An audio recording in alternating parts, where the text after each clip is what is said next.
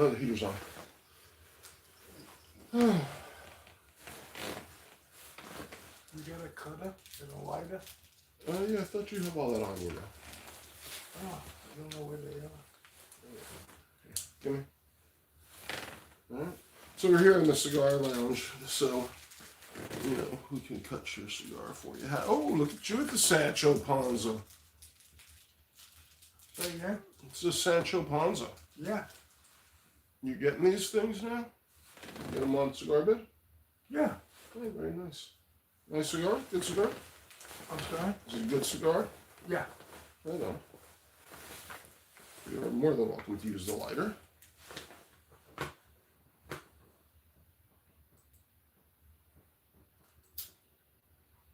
Live from Seattle, it's Thursday night. And anybody home? Suspense, nothing. Look at that. Are we doing a show tonight? What's wrong? We're live, baby. You're live. Your voice is carrying out to millions and millions of people right this minute. You can tune in on your phone if you don't believe me. I believe you. All right. Yeah, no, this is it. No one's here yet, though. So here's the chat room. Mm-hmm. And it's a slow night, so I don't know if anyone's coming. I just wanted to. So I cleaned the gun on the right because I'm going to shoot it tomorrow to tune it up for the competition on Sunday, 600-yard bench rest competition.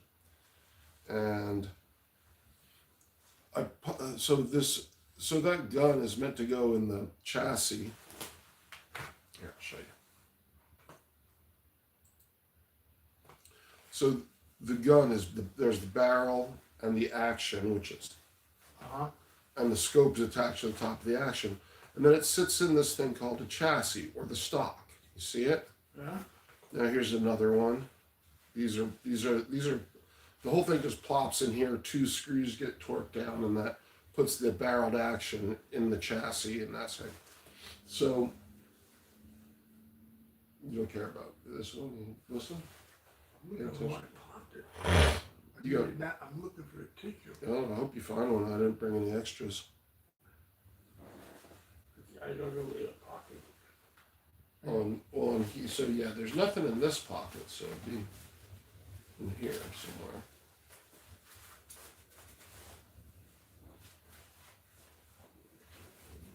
Not to worry. So anyhow, this is made by the same company that makes this chassis, makes this barrel, and they also make scopes. So I used their chassis for the first time, or not for the first time. I've been using it, and I keep hating it, but it's this back part that I hate. Everything else is great. This thing sucks. So I took it off and I put on like a chassis from an AR-15. So then I took this out of a different chassis and put it in. Man, you have worse ADD than I do. What did you just say? You have worse ADD than I do. What's ADD? Attention deficit disorder. I got that shit from you, so I don't feel bad that you had to put up with that shit when I was a kid. Yeah, Richie's got it too, but you're fucking you've got the attention span of a fucking chipmunk. If it's of no interest to me, I just tune it out. Well, you asked. Well, I asked what? I just asked. You told me you were live. That's all. I'm not showing you what we had going on here. You were interested for a second. What would JD do? I'm guessing that's JD. Welcome. Let's see, channel. Go to channel. What's up, brother? This is like, oh, I see. What would Jesus do? Right on. What can we? Welcome to the channel. I thought your channel was what would J-Dog do first. It's kind of funny. Probably not to you though. Welcome to the live stream, yo. and sitting here with my 88-year-old dad smoking cigars in the cigar lounge. And we're talking about guns and relationship and life advice. So bring us your questions and we'll solve them for you. A little tough love, you may not like it, but we're here for you if you want it. Welcome. Who's a step right up? Who needs all their problems solved? Trust me, I have more credentials at this than anyone you know.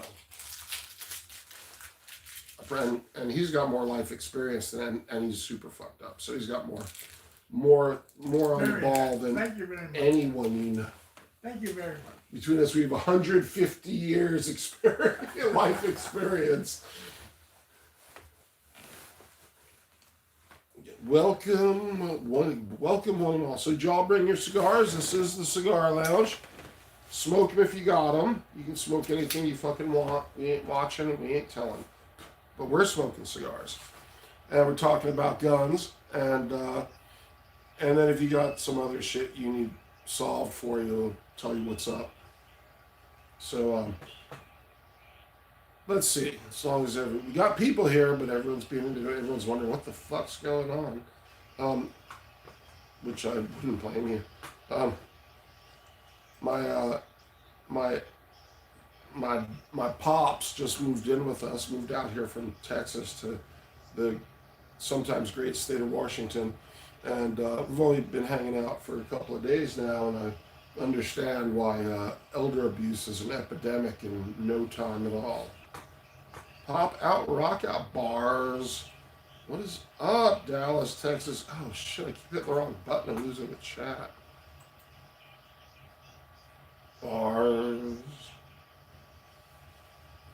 This thing, oh man, I'm missing it. I'm like, I don't even see the chat. It's all down below us. All right, Texas Guns and Cooking is sending the love and the waves, waving at us. What is going on? All right, come on, step right up. Don't be afraid. You know you need your shit fixed. Not you, Dallas, but be safe, my brother. You too. I mean, we got a truckload of safety right there, you know. We got a lot of safety sitting there on that table. And danger. Just depends on how you approach it, I suppose. So what we got on the table is a .308 precision rifle with on live too, right on. Well, you know, it's funny because I've been known, like I could turn on your live on another channel because I'm doing this on my laptop, and you could be doing the soundtrack for my live. We'll get all the music playing in the background and make this awesome because you do the best DJ and you got the best music. And hey, anybody wants to just get down with some beautiful music, go to Dallas, Texas, Guns and Cooking. He's like the appointed DJ at my house, so we could play your. We could play your. I don't know if that's legit or not, but we've done it before. I did it with JD. Played his guitar through. I recorded his live and posted a short something. But we'd play. Have your music be the soundtrack for my live while we sit here and do the whole thing. It'd be funny. But anyhow, bars. If you want some amazing music, go to Dallas, Texas Guns and Cooking channel. So the what's on the table while we're waiting for y'all to figure out your questions that we can solve for your life and relationships, and it's all very simple, but sometimes you just seem too far and too close to it to understand what needs done in your life. But it's very simple to fix your life, and I'll be happy to share with you my and Big Steve's relationship advice. Because anyhow, he's got his two dads. He's got his years on. He's doing his thing over here.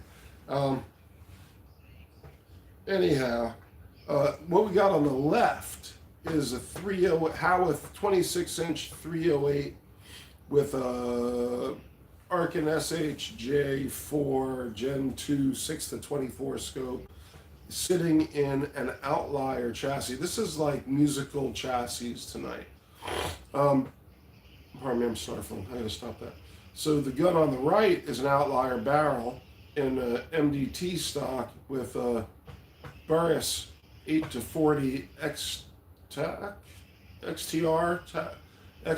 Gen 2, and that's in 6 Creedmoor. That's a brand new rifle.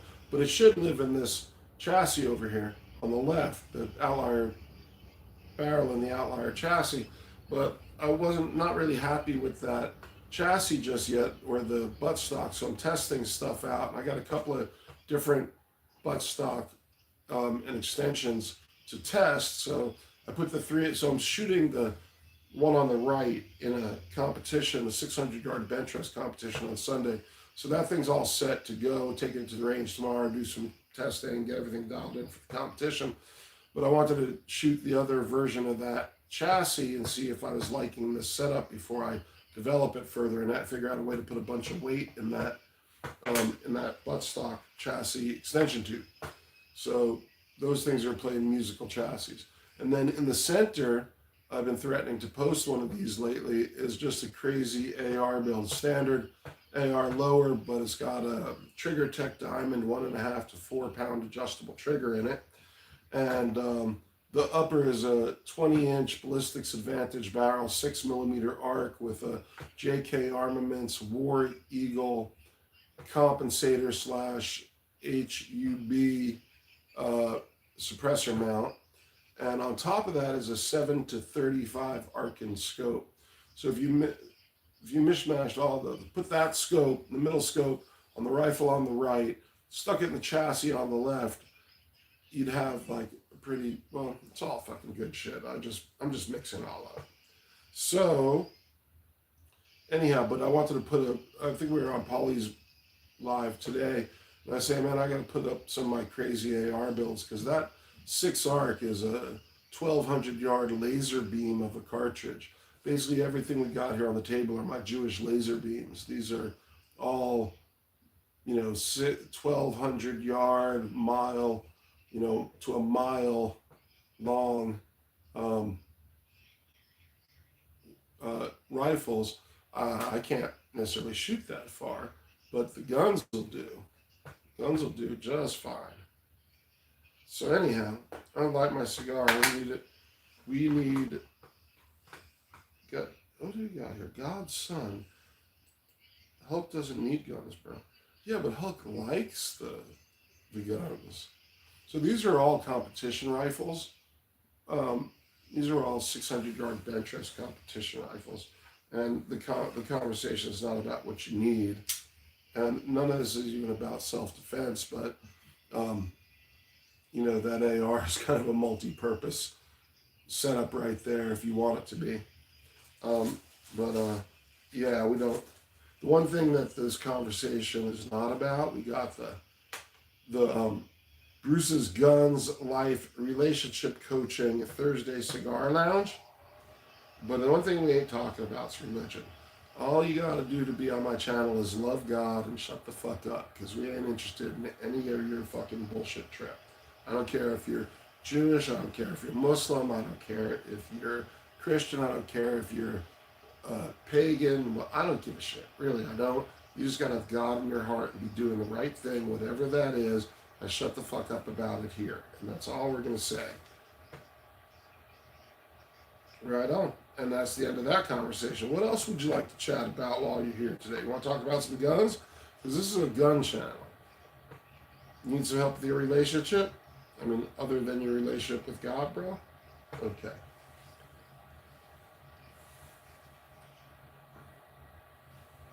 I know another, while you're here, so is God's Son, is that name blasphemous? Is that a blasphemic thing to make your YouTube handle? Because there's a guy on a live yesterday, and his screen name was Jesus Penis. I thought, that's just, like, it just struck me as being super disrespectful. Like, like, guy's gonna, I mean, if he doesn't know, he's just disrespecting a third of the world's believers with that kind of name, and it's just super rude and disrespectful. I'm thinking, man, if you don't see that, then you're fucking daft, is kind of what I was thinking. What do you think? I'm creating an opening. Robbie Rucker, right on. Right one does it have a threaded barrel. On the right, it does indeed have a 5/8 by 24 threaded barrel. They all have threaded barrels for that matter. Um, the one in the center, they're all is it 5/8 by 24? Yeah, those are all 5/8 by 24.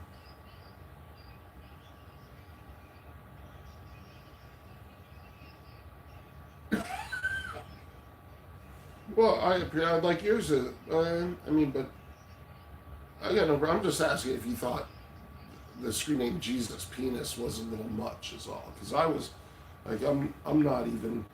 I don't even call myself a Christian, but I was kind of offended by that, and I was offended for my Christian brothers.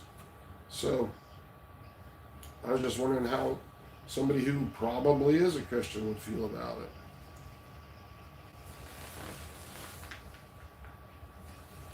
All right, 17.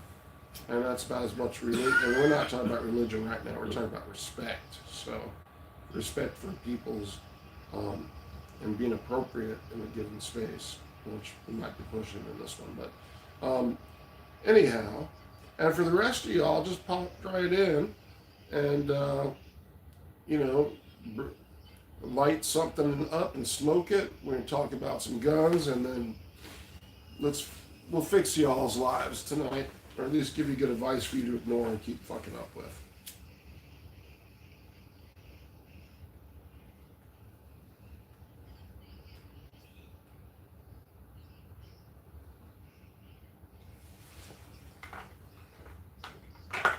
What kind of suppressor do you hang on this? So I don't. I mean, I could, but I don't. And I have a couple. But so as you can see, the one on the 308 on the left has got a 4-port muzzle brake, 4 or 5-port. I don't know, big fucking muzzle brake.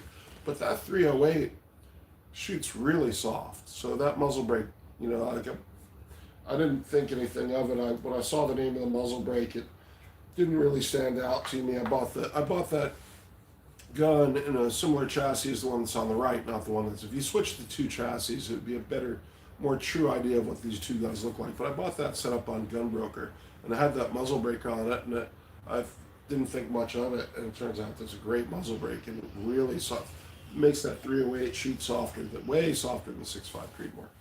So there's that.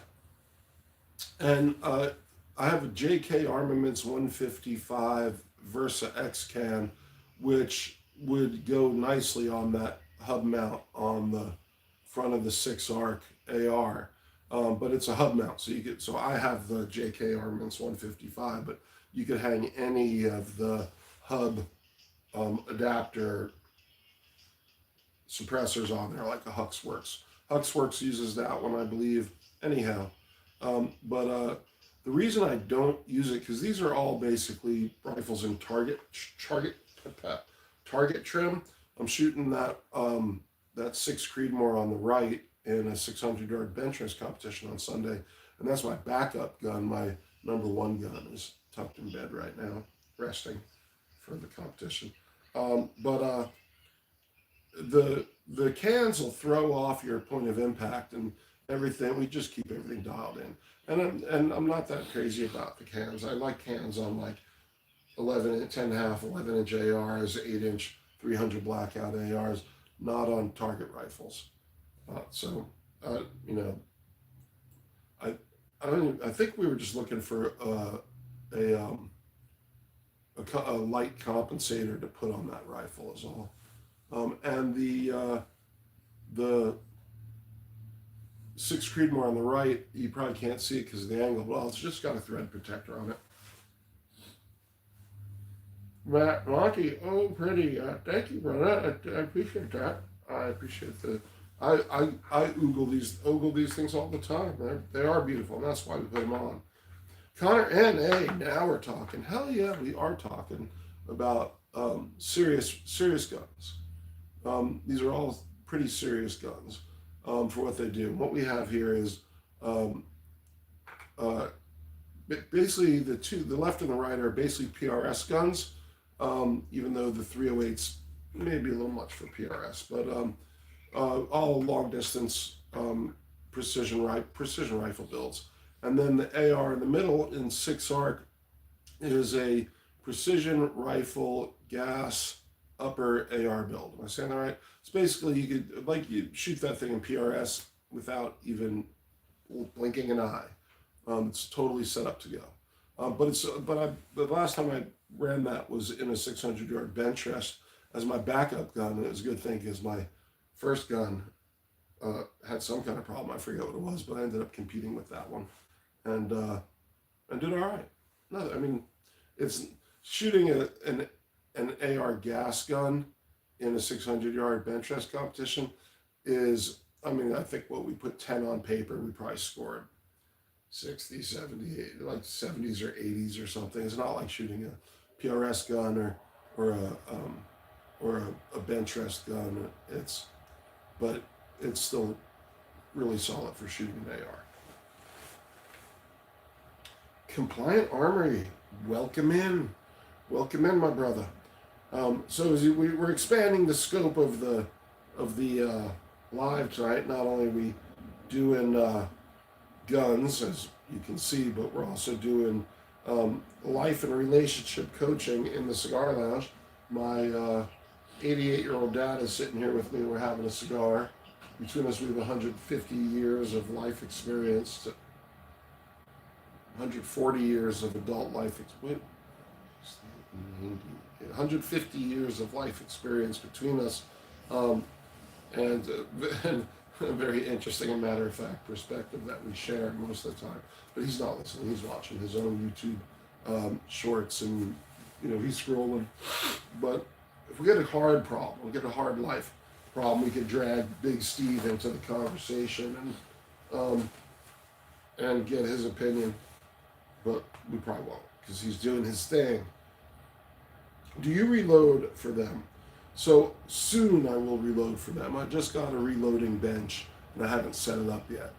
And I've been saying, like, as soon as the rain kicks in, I would get the bench set up. And now the rain just started this past week, and it's cold, so I'm within the season. But then I got this competition this weekend, so I'm not setting up the bench. And then we're going out deer hunting the next weekend, and then who the fuck knows? I got my dad here, just moved here, so getting him set up. So by some point, probably November, next month, before Thanksgiving, I'm going to get that bench up, and we're going to be I bought a bunch of dies, but the main things I want to reload is 6 ARC for that center gun, 6 Creedmoor for this one on the right.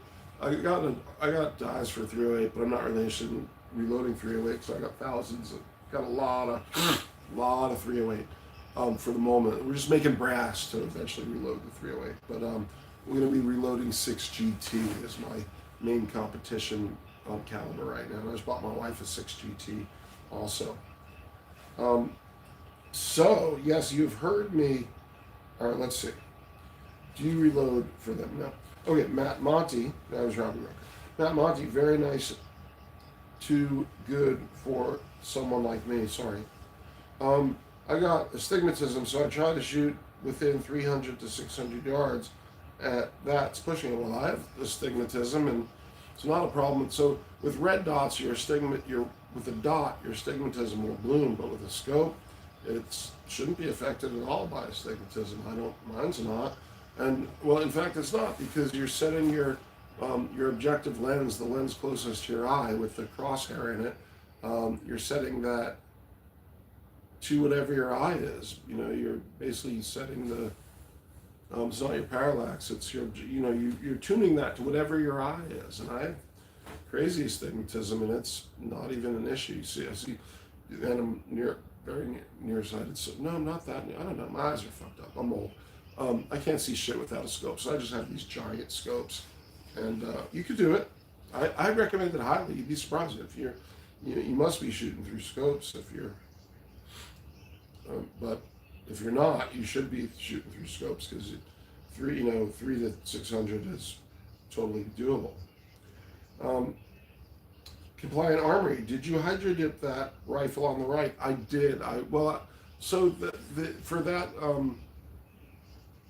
MDT Oryx chassis, It has color panels, essentially, is what they are. If you picture that as if you look at all the black parts, and then you look at the color panels, you just unscrew those, and I dipped those color panels. They were FDE, and I just didn't like the way their FDE looked, and I wanted some more camo-y looking stuff and have it a custom look to dress up the Oryx chassis. And I think we were pretty successful. It's a little bit of a distressed camo looking thing.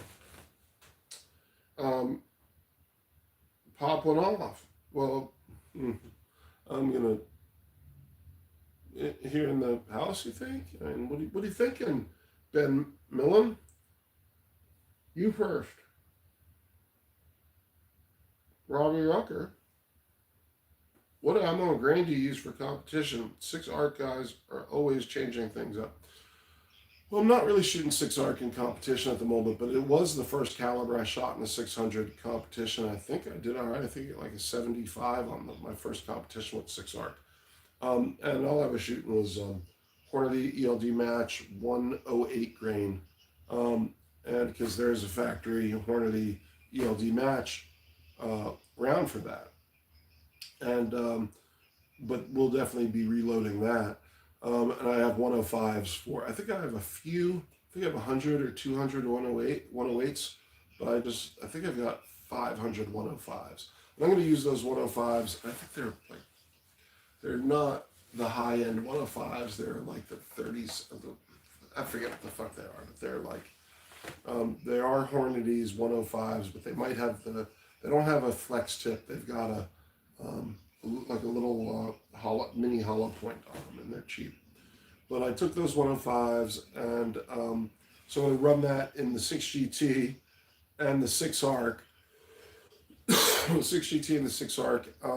But right now I'm running why does every question have a long answer for me? 108 grain Hornady ELD match on the 6GT, 105 grain Hornady black 6 Creedmoor, and I just shoot random stuff in the 308. I have a bunch of ammo to test, and I just haven't really found anything that shoots good in that rifle yet. Not super, I mean, it's all like about 0.4 MOA. It's a really accurate gun, but it does that with everything. I haven't seen anything really stand out yet. Although I shot some 180s through it, and that was a fucking mess. But it just fucking eats up the 155s and spits them out, all touching each other. So it's like everything at the 147 to 150-ish range, 155 range, 168s. It's just fucking eats everything and does great. Well, Ben,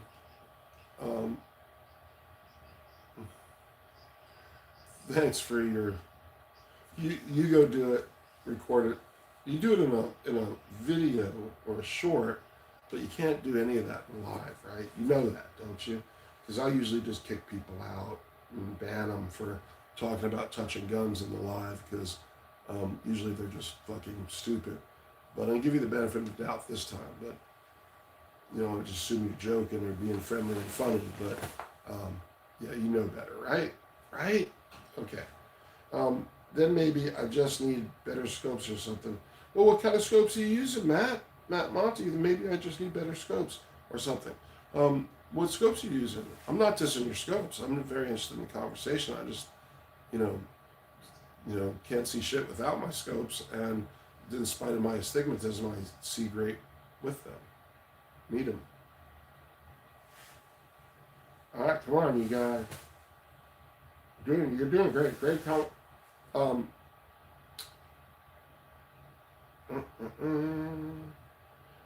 Robbie Rucker, that was a great question about the ammo, and I appreciate your asking it very much. By the way, I don't know if anybody notices this, but I'm just staring right at it.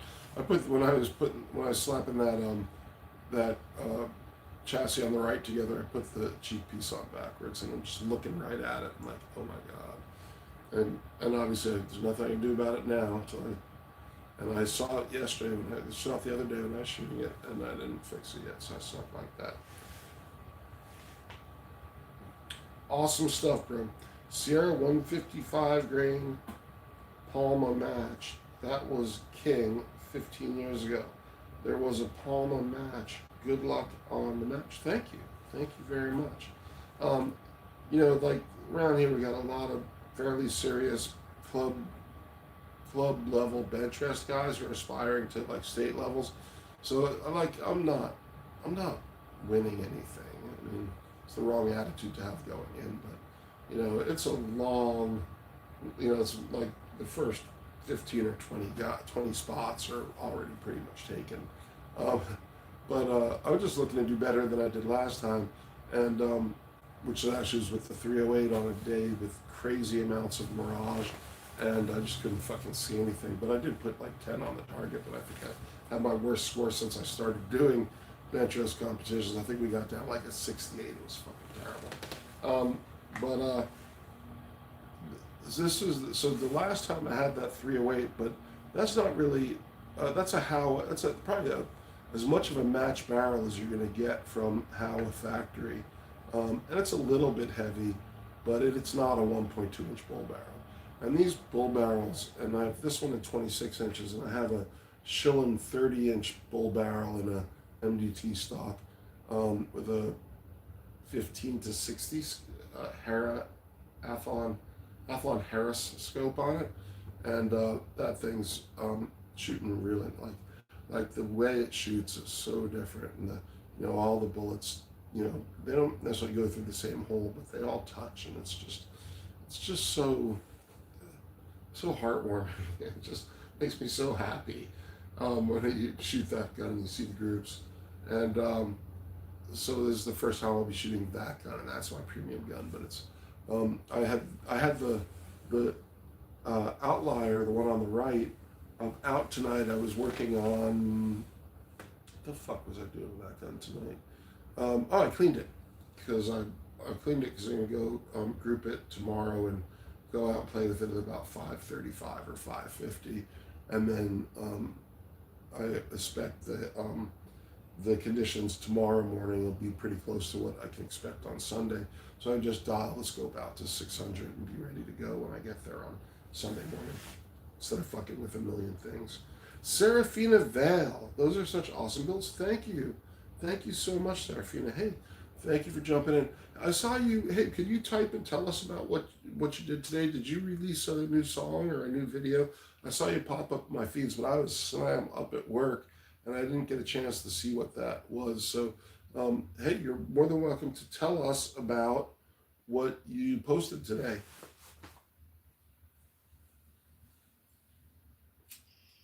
Please, if you're interested, let me give you the floor. For those of you who don't know, Serafina Vale is a aspiring country artist who is very talented, fucking amazing, angelic country voice, like the country voice that plays in your head that you didn't know was playing in your head. She just has a beautiful voice, and good music, good songs, and really, she's gonna be a star, man. And so y'all go to her channel and listen to her music, and you just like 5 seconds in, you'd be like, "Where's this girl been? And why hasn't she been in my playlist all my life?" Kind of like honestly, I wish we had her in the on the playlist all summer long on the boat, laying on the lake, playing her music would have been perfect. I think my wife kind of, are you feeling? We listen to some other shit, and I was like, man, I wish we were listening to her all summer. Good there, that.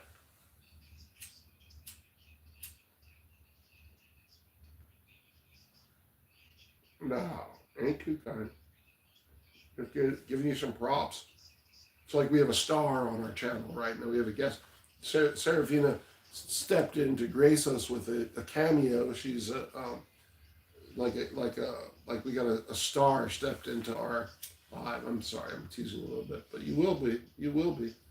I feel like having you in our chat is like having Dolly Parton on Johnny Carson Tonight Show. And one day it'll be something like that for you. Maybe, I mean, that'd be a lot. That's the top right there.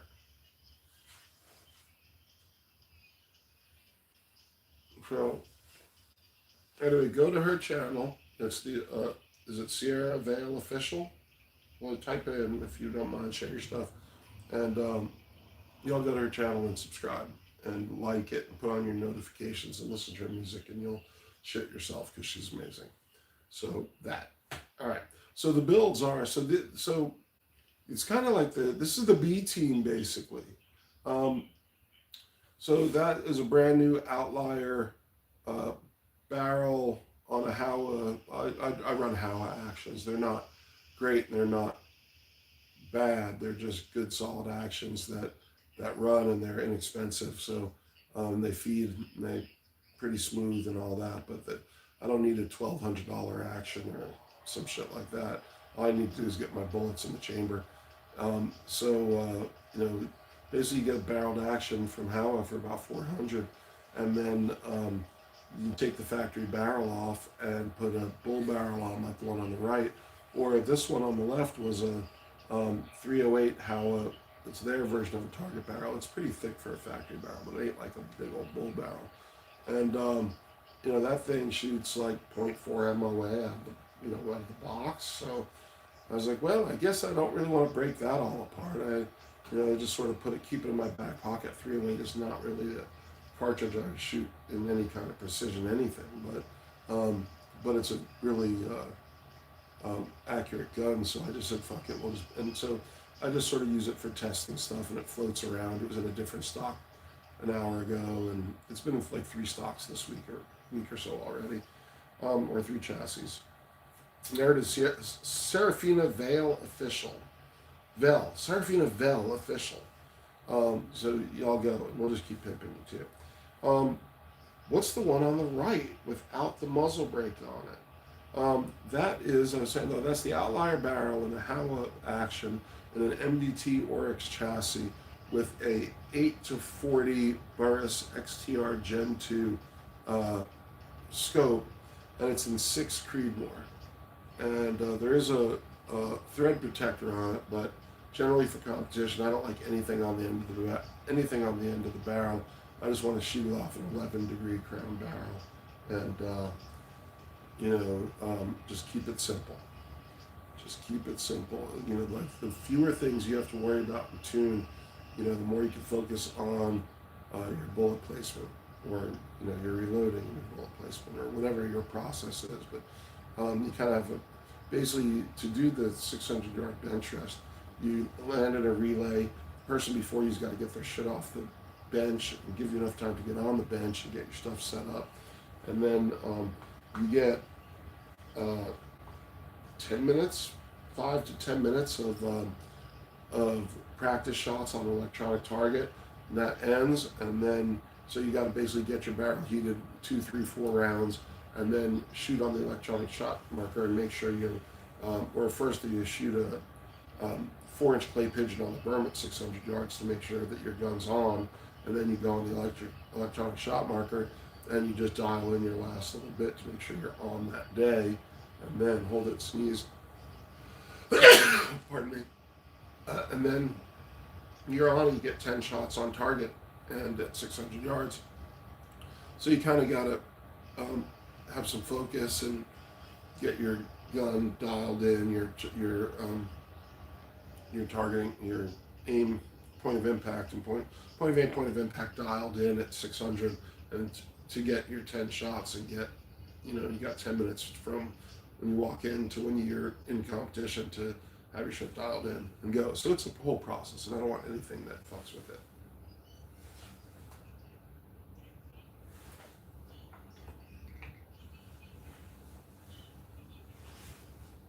Serafina Vale. I was wondering, because the barrel was so much thicker, looks almost like a spotty barrel from this perspective. Spotty? Shoddy. Like a shoddy barrel.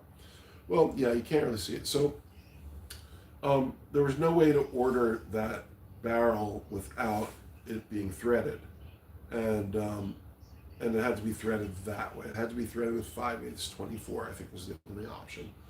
Because it's not really an ideal situation to have that skinny little nipple at the end, but it doesn't affect that much.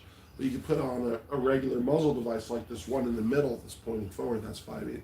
So 5/8 by 24, but they run it on a CNC machine in their program. Basically, everything's got that thread on it. And they have some other barrels coming out that have the same thread as what's on the end of this 6 arc in the middle. It's I think it's 13 by 3/4. But it's the hub mount. That's the suppressor. I was like, couldn't you just give me you have to, if you insist, if you have to do thread, couldn't you just give me the hub thread so I could just direct mount a suppressor on there if I wanted to, but not have to put an intermediate step in? They couldn't do it. But there's some other barrels that are coming out that are already direct threaded for a suppressor.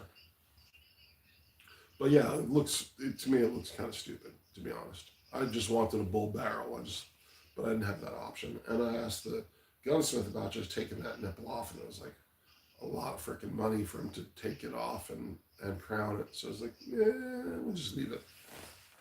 I mean, plus I could put a muzzle brake on it if I want to. It's just, tomorrow's I started shooting it last Friday. I shot it last Friday. I've shot it twice so far. Tomorrow will be the 3rd time, and we're just developing that gun. It's not going to be my primary competition gun right now. I'm shooting a different PRS gun, different precision rifle, similar looking thing, but as my main gun that's already kind of sorted out, and then that'll be my 2nd round gun, just for fun. And maybe if I can get a little bit of a video on it to pimp it for the guys at Outlier. Pardon me, I'm going to blow my nose. Shoddy. I figured you meant shoddy. But yeah, it's a long story of why it does look like shit, and I'm not happy about it either.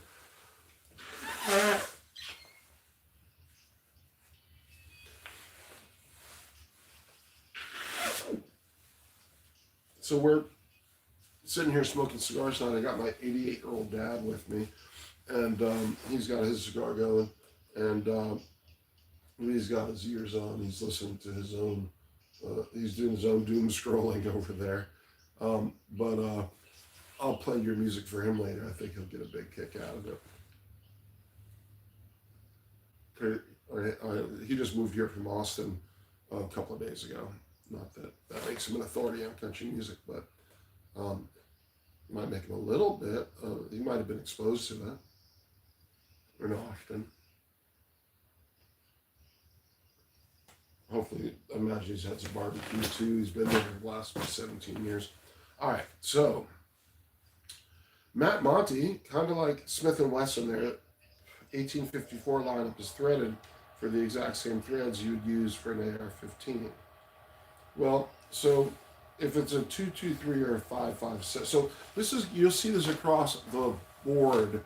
It's not just a figure like the thread that you're going to see on an AR-15. You're going to see the same threads on hunting rifles and every other thing in the world. So you've got pretty much a standardized thread for most types of calibers, with just very few exceptions. So you're going to see 1/2 by 28 on all your AR-15, 223, and 556 barrels.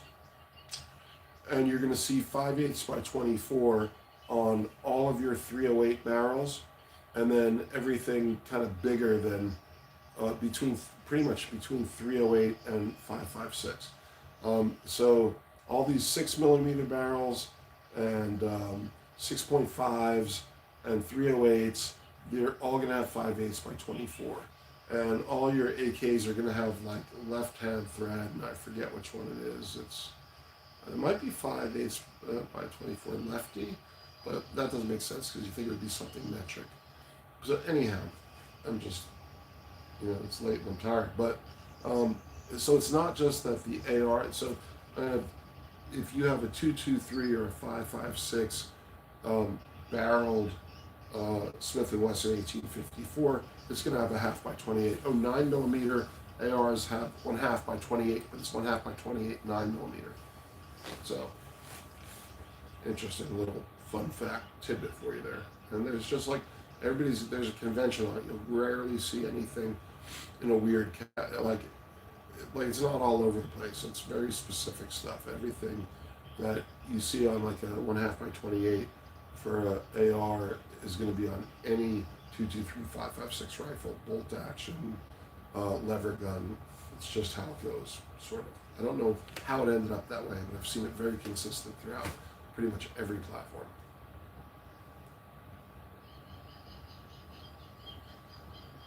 Did you do the Serafina? Did you do the paint jobs on those ones?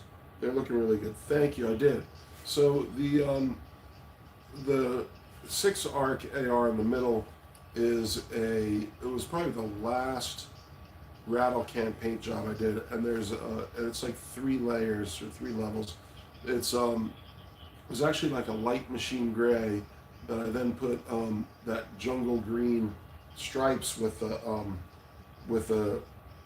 stencil on, and then it was too light, so I hit it with a little bit of like dark grayish, like chrome rim spray, like what do they call it? Anodized, like a dark gray anodized aluminum look-alike rattle can spray that you would use on cheap rims to make them look expensive. And they sell it, it's like a Duracoat, and they sell like a blue anodized paint, and it bites, but anyhow. So I just sprayed a little dust of that over it to darken it. And from here, it all looks perfectly olive green. But I don't know if you can see any of the striping and all that.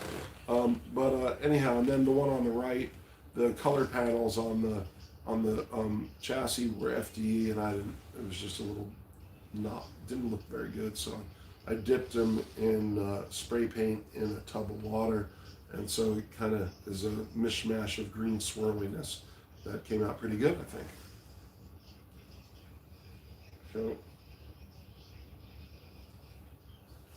Matt has a cigar going, and just a cheap small cigar since I need to go to bed soon. That's legit. That's great. Well, thank you for joining us in the cigar lounge and smoking out. Serafina says hi. Oh, he'd be if I showed him your picture, it'd like make his night. You know? Serafina says hi. Hi. Serafina's a rising country star or starlet. So she's an aspiring country musician. I'll play you her music later. Yeah. And you'll shite yourself. She's like amazing. She got the most like perfect dreamy, like not like dreamy, but like thick,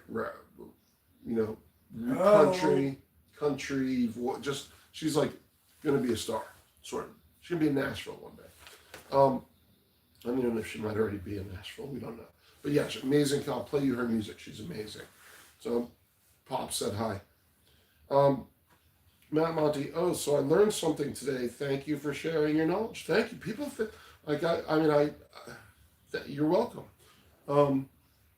Yeah, I mean, people say, "Oh, you're so knowledgeable about stuff." I'm like, I don't think so. I mean, I know a little bit, right? I know a lot about a few things, but I go on like Joe from the Jiminy Show channel, which is kind of one of the places I started on YouTube was as his mod and as one of his mods, one of the OG mods on the Jiminy Show, which is like 190,000 subs, and that guy knows like everything about every platform. He knows the answer to every question, and he's right. Like he knows literally about the most obscure shit, and I'm like, wow. Compared to him, I don't know anything, but then he knows hardly anything about scopes or precision rifles, and I'm just a precision rifle baby. I mean, I don't even shoot PRS. I shoot 600 bench rest, and I've shot at the PRS range, but that's like, I feel like I got to be a lot better before I start doing.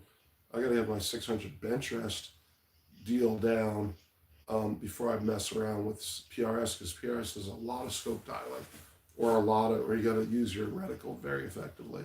But I'm not even close to that yet. So thank you, Matt. I just know a little bit about the stuff. I know a little bit about scopes because I can't see shit, so I bought a scope and put it on everything. But I don't have any really fancy like Night Force scopes, or fancy scopes are like $2,500 to $5,000-6,000 for this sort of competition. And I have a bunch of $500 scopes or $600 scopes because I've got scopes on everything. So, just learning how it all works, and I'm happy to tell you what I do know. And thank you for being here, having a cigar with us, asking questions. Anybody got a relationship question? I really want to see. I'm sure so I give great relationship advice, but according to me, but I don't know how it fit with the YouTube crowd. But it'll still be right, but I don't mean it'll be popular. So who wants some relationship advice, or we just talk more about guns because that's pretty obviously. Like I know a little bit about guns based on the two custom precision rifles and and that's a precision AR, which is, you don't see that every day. That thing's like a $1,200 yard laser beam. I've only shot it to 6 so far, but it'll go. And 6 arc is known as a 1,200, at least a 1,200 yard cartridge. I was talking to a guy yesterday who says he shot his 6.5 Grendel out to 1,250 yards, and the 6 arc's another probably 300, accurate for another 300 yards beyond the 6.5 Grendel. So that thing. So, and if you have not had the chance to, it's pretty easy to put together the upper. It's a little more involved than 300 black, because 300 black runs on, it's just a different barrel, but it runs the same magazines and the same bolt. For 6.5 arc, for 6 arc or 6.5 Grendel, or 22 arc, or 338 arc, they all run the same bolt group, and that bolt would be a 6.5 Grendel bolt. So you got to change the barrel and the bolt, and then it runs specific 6.5. They all run on 6.5 Grendel magazines. But if you have the chance to shoot 6 arc, it's wonderful, and you can hunt with it. 6.5 Grendel's maybe a little better for hunting because it's a little bigger cartridge, but it also becomes moot because why would you hunt with 6.5 Grendel if you can hunt with 6.5 Creedmoor? Sorry. Shoot 6 arc. Just get a chance to shoot 6 arc. It's absolutely, it's a very flat shooting, at long distance, accurate, 1,200 yard cartridge out of an AR 15 platform. It's and it feels great to shoot. It's just got a great impulse. It's addicting. I shot it like the first time. I was like, oh my god! And I built 3 more. So, which you don't have to shoot it, have a great time. You don't have to build 4 rifles, but in a month. But I did. So, mainly I shoot 9mm. Matt says, Serafina asks, do I have any vids on dialing in and zeroing scopes? I have problems with that part. So the place that trying to think if I want to send you there. Just because the place it's a really straightforward process. I'll tell you right now. So you got it. So there's a few pieces to it, but download if you have the Hornady 4 DOF app on your phone, that's going to tell you most of what you need to know. So basically, if you have a known distance and you know your cartridge, and you have access to a chronograph for like a Garmin C0, or somebody at your range is shooting one, just ask them if you could do a round, put your rounds on a chrono and get your speed, and then you plug that into the 4 DOF, and then you just scroll it your different. I guess I should do this. That's right. I'll do it.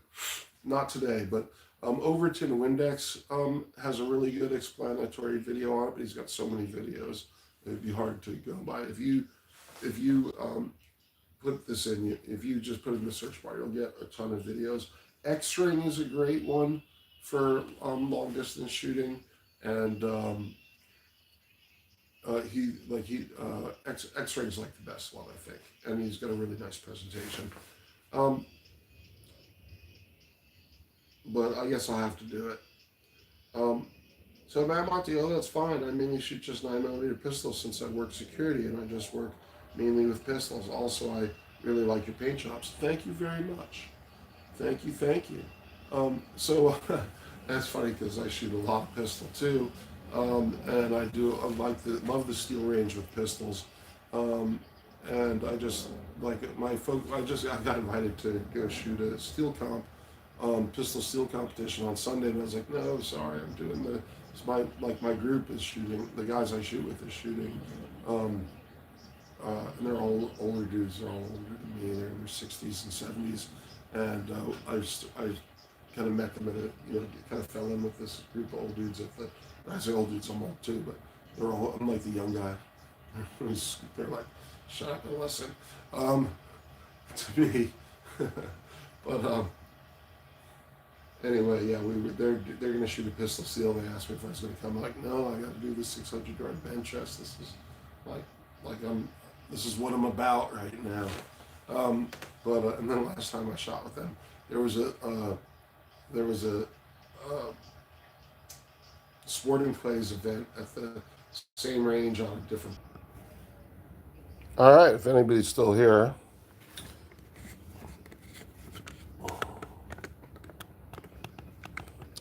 And I don't know who's left, but we we had to get the phone plugged in. And welcome back if you're still here. Hold on a minute. Hey.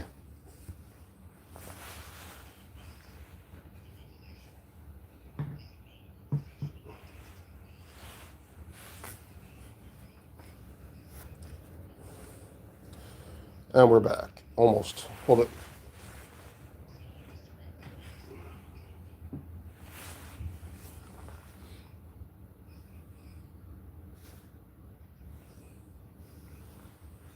Where?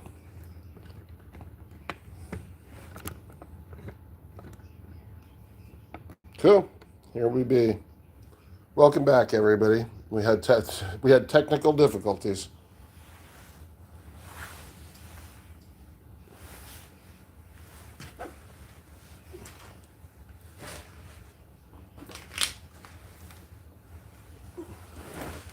So basically, I'm an idiot and the phone died. So anybody still here?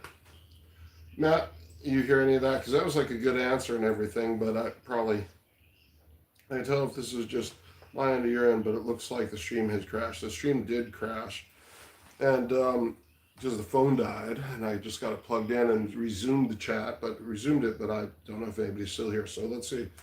Anybody still here? Let's see what we got here. 3 people watching. Matt, you still here?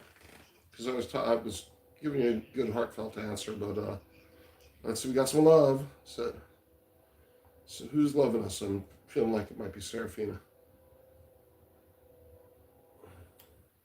So Matt, tell me if you're still here. Yeah, you're here, and I knew you're sending the love, and I appreciate that.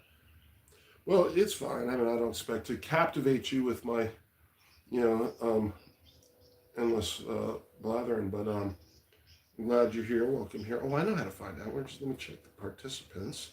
See who's still here. Participants. It's just the 2 of us. Okay. Well, thank you for being here. We seem to have lost everybody, but it's of course, because crashed the darn live. Oh, so I switched the guns around while I was rebooting, so you can see the paint job on the rattle can on the 6 ARC on the left. I turned around. I don't know if you can see the because I put like I put like a flag, a waving flag stencil on it. So I had a gray down, and then I sprayed it with like a jungle green, not ODG. And so I don't know if you can see it in the live, but you might be able to see the flag sort of waving lines on the handguard, and then it was too light. It was very gray and green and bright gray and green. I hit it with that dark gray metallic, and it just darkened it up a lot and made the whole thing a little stealthier. So, Papa Pew Pews is in the house. Welcome to my live, Papa. Welcome to Bruce's Guns, Life, and Relationship Coaching Thursday Cigar Lounge. You're probably just getting up, and I bet you're probably ready for a smoke, and you're welcome to hang out with us and have a smoke and talk some type shit with us. Yep. So let's see, it is now 11:16. West Coast time. We should probably make about 1 or 2. You should go back to bed, Papa. You know, I'm honored that you're here, but you could probably grab a couple more hours sleep, I bet. And I wouldn't just want to stand in the way of that for you, but you're welcome to be here. I'm not trying to kick you out, but I don't know. I'm on like 4 or 5 hours sleep, and I don't know. And I thought I was going to get a nap when I put my wife to bed, but it didn't happen. But I'm doing okay. The cigars give me it wakes me up. Cigars wake me up. So Papa, I'm sitting here with my Papa.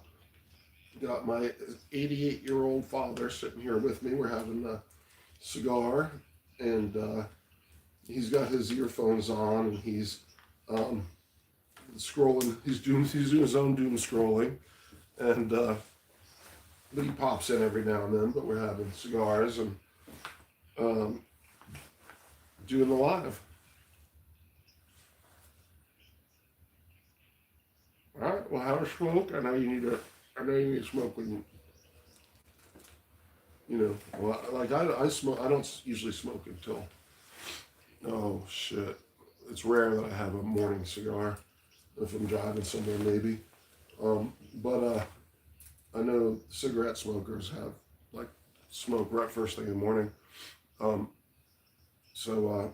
Anyhow, if you light a smoke and join us in the cigar lounge.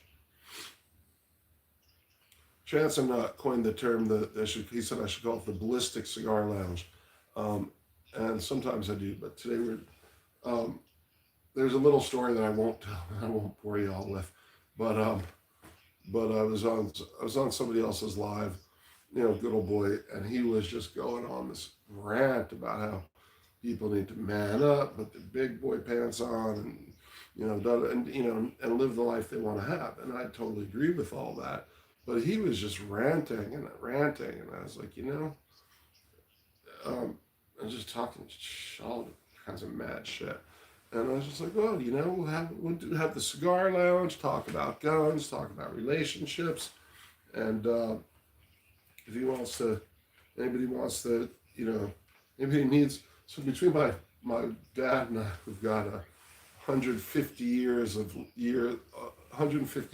this planet, and I figure we can, and we both have mad relationship experience.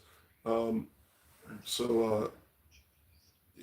you need and a similar and often similar bizarre viewpoint on life. So, but I tend to give really good relationship advice, I think, and we figure we can help solve some of these YouTube people's issues, because everyone seems to have a problem on YouTube. So we wanted to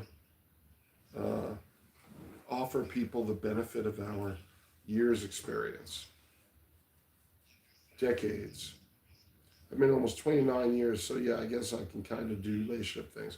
Well, I'm not saying you need relationship advice at all, and I ain't offering to fix nothing for you, because because you are 29 years in, and you got a lot going on. You got stuff. Like, I'm just talking, is all. I ain't talking about you, brother. Let's see, I have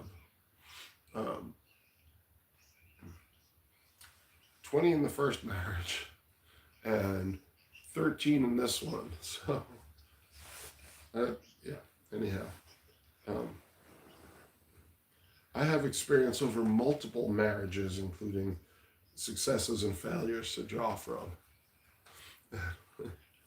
And I had plenty of time to think about the shit that went wrong. So,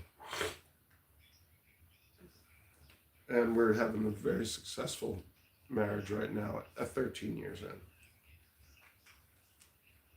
And it's all because my wife is a very patient woman and a very giving woman. Oh yeah, I done smoked 2 cigs already. Papa smoked 2 cigs while I was just rolling through one monologue.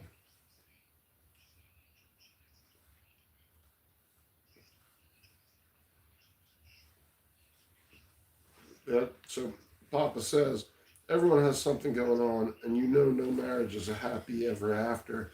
You have to build that shit, and you're 100,000% right there. I know making and keeping your relationship work is a big fucking job. It's a lot of work, and thank God my wife is willing to do the work because, no, just kidding. No, oh man, I amuse myself. No, it's if it's something you want, I tell people, it's got to be the thing you want more than anything else because it's going to take all of that to make it work and stick through it and have it be a wonderful relationship rather than hell on earth for the amount of time you're together. So.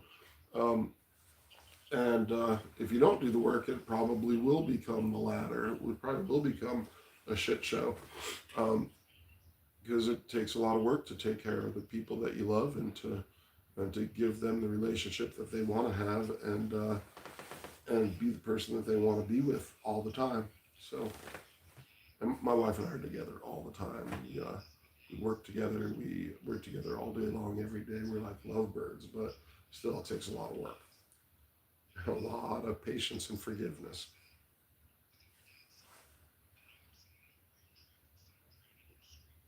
And the grass is only greener on the other side because you didn't water your side. Dude, that is some great Papa. Thank you.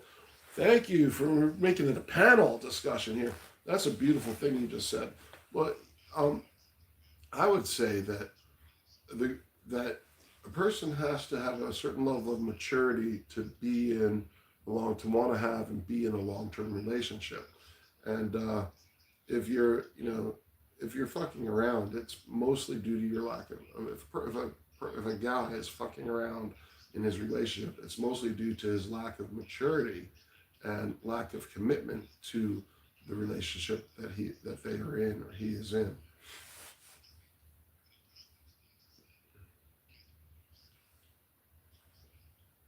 Yeah, you talk. What do you want? Make that lower. Yeah, okay. Turning down the heater. Not to do that more. No. Let me know if you need to change it. Yeah. Okay. What kind of dog you got, Serafina? You got a junkyard dog? You got a bloodhound? What kind of dog does this country girl have? Pity?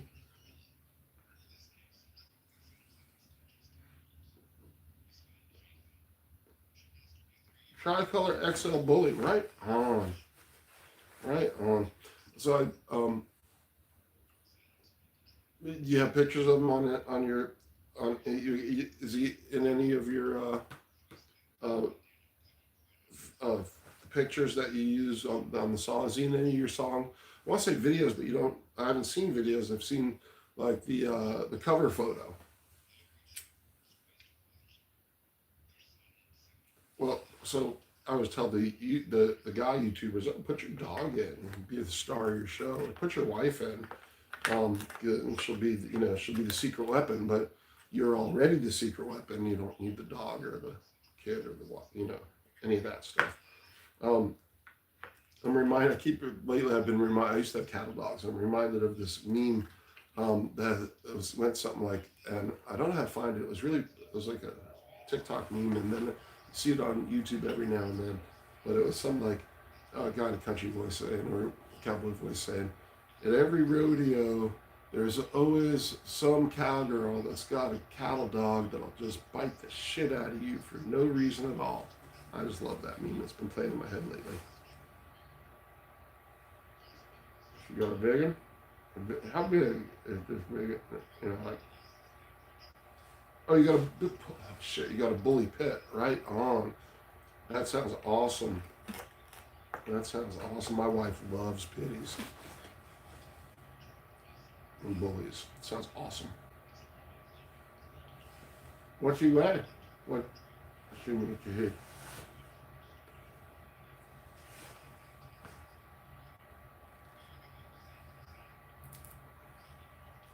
Whenever I think of bullies, I think of the great ones. You talking to me? No. What do you want me to? I'll talk to you. Want to talk to you? Oh, no, I'm okay. All right. You're welcome to join in the conversation. No, I'm listening to something. I have no idea. Right. That's as long as it's keeping you entertained. Well, it's comfortable. It's nice and warm. And smoking a cigar. Nice cigar. I'm Yeah. with you. Yeah. I'm with you. You're having a good time. Yeah. Something like that. Heck yeah. Yeah. Glad you're here. Glad you're enjoying it. Yeah, I am. I'm usually sitting out here alone all night, so you know. Well, it's warm. You know, Yeah. it's not cold out or windy. No, it's not cold out tonight. So like, it's cool. You know, as long as I'm comfortable, I'm good. I know. Well, hopefully you stay warm, but it's not that cold out tonight. It was cold out last night. If she puts too much more up, she's gonna need us guys to form a perimeter to keep the stalkers away. Well, I'm not saying that she should. I'm just wondering if there's a picture of the dog.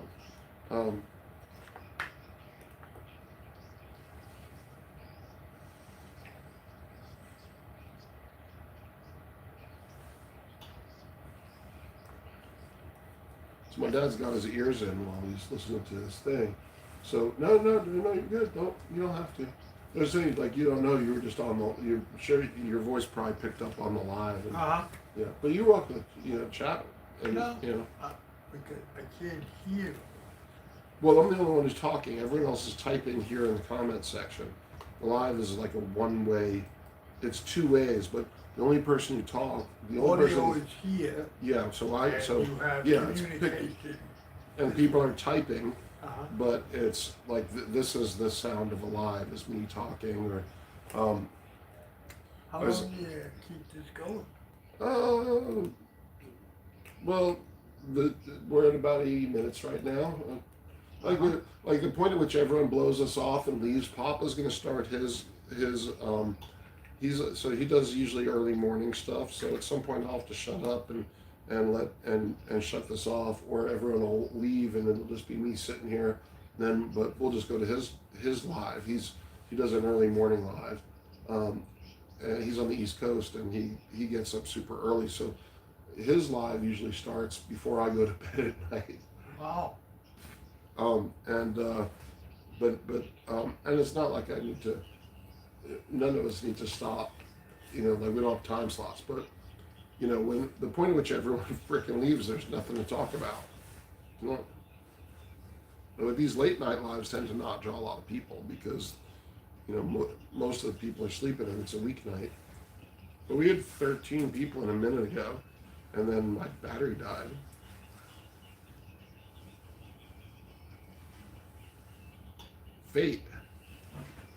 Fate out, you dog is named. Oh, it's a girl. It's a she doggy named a bitch named Fate. Actually, that's kind of prophetic. She does her job well. LOL. Reminds of a story that I ain't even gonna tell here. No, Papa. They want to wait a bit. Left my Papa. Sorry, I was confused. No, I'm talking to these people on my live. Your name's not Papa. Your name is not Papa. No. I never called you that No. ever once. I call you Pops. Yeah. Yeah. It's because that Gina called her dad Pops. So I never called you Pops before either. But anyhow, but Papa. Hey, look. Papa's Pew Pews. Pew Pews are guns. That's the name of his channel. So Papa will start his live whenever he's ready to, and Serafina kind of rides on with Papa. So they'll go do his live. I'll be sitting here all alone doing nothing, And there's no point in having a live down. How many people are online with you now? There's 3 people, Uh-huh. but it's really only these 2 and me, because I'm in my own live on the laptop. Because if I didn't have the laptop on, then I wouldn't be in live. But for some reason, because I run the chat off my laptop, then I'm in the thing also. So when I click on participants, it's Papa, Serafina, and Bruce. So we got 3 people watching, but really it's only 2 plus me. And sorry if that's 2. No, that's not how it worked.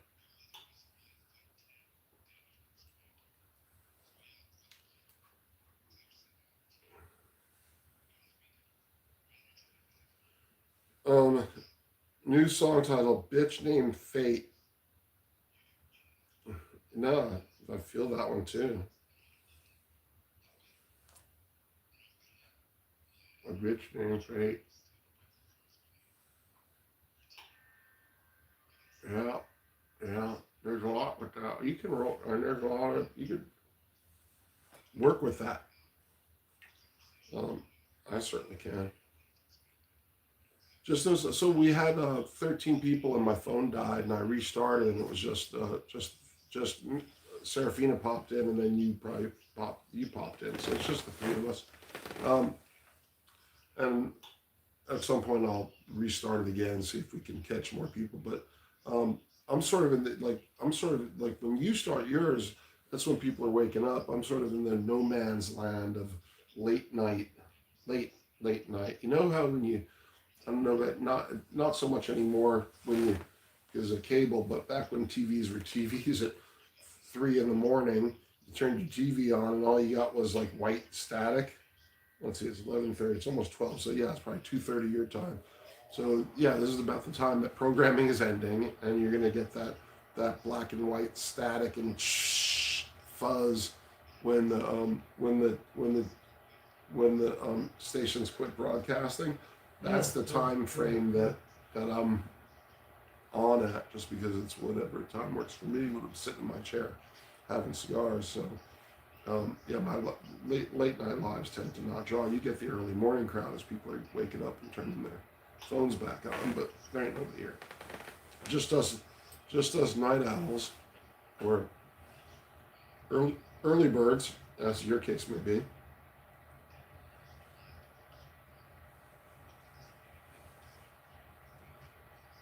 I think they're all sleeping. Only Serafina says, I think they're all sleeping. Only seen J-Dog and Bruce on. ESC was on earlier. Is J-Dog still on? Because I'm on the laptop, I can go on and see if J-Dog's on, and we can play him during we can be in 2 places at once. And is J-Dog on? I think he's off by now. No, he's done. Can I wait? Maybe. Yeah, his is J-Dog's over, I think. His ended 18 minutes ago. I'm sorry, I missed it though.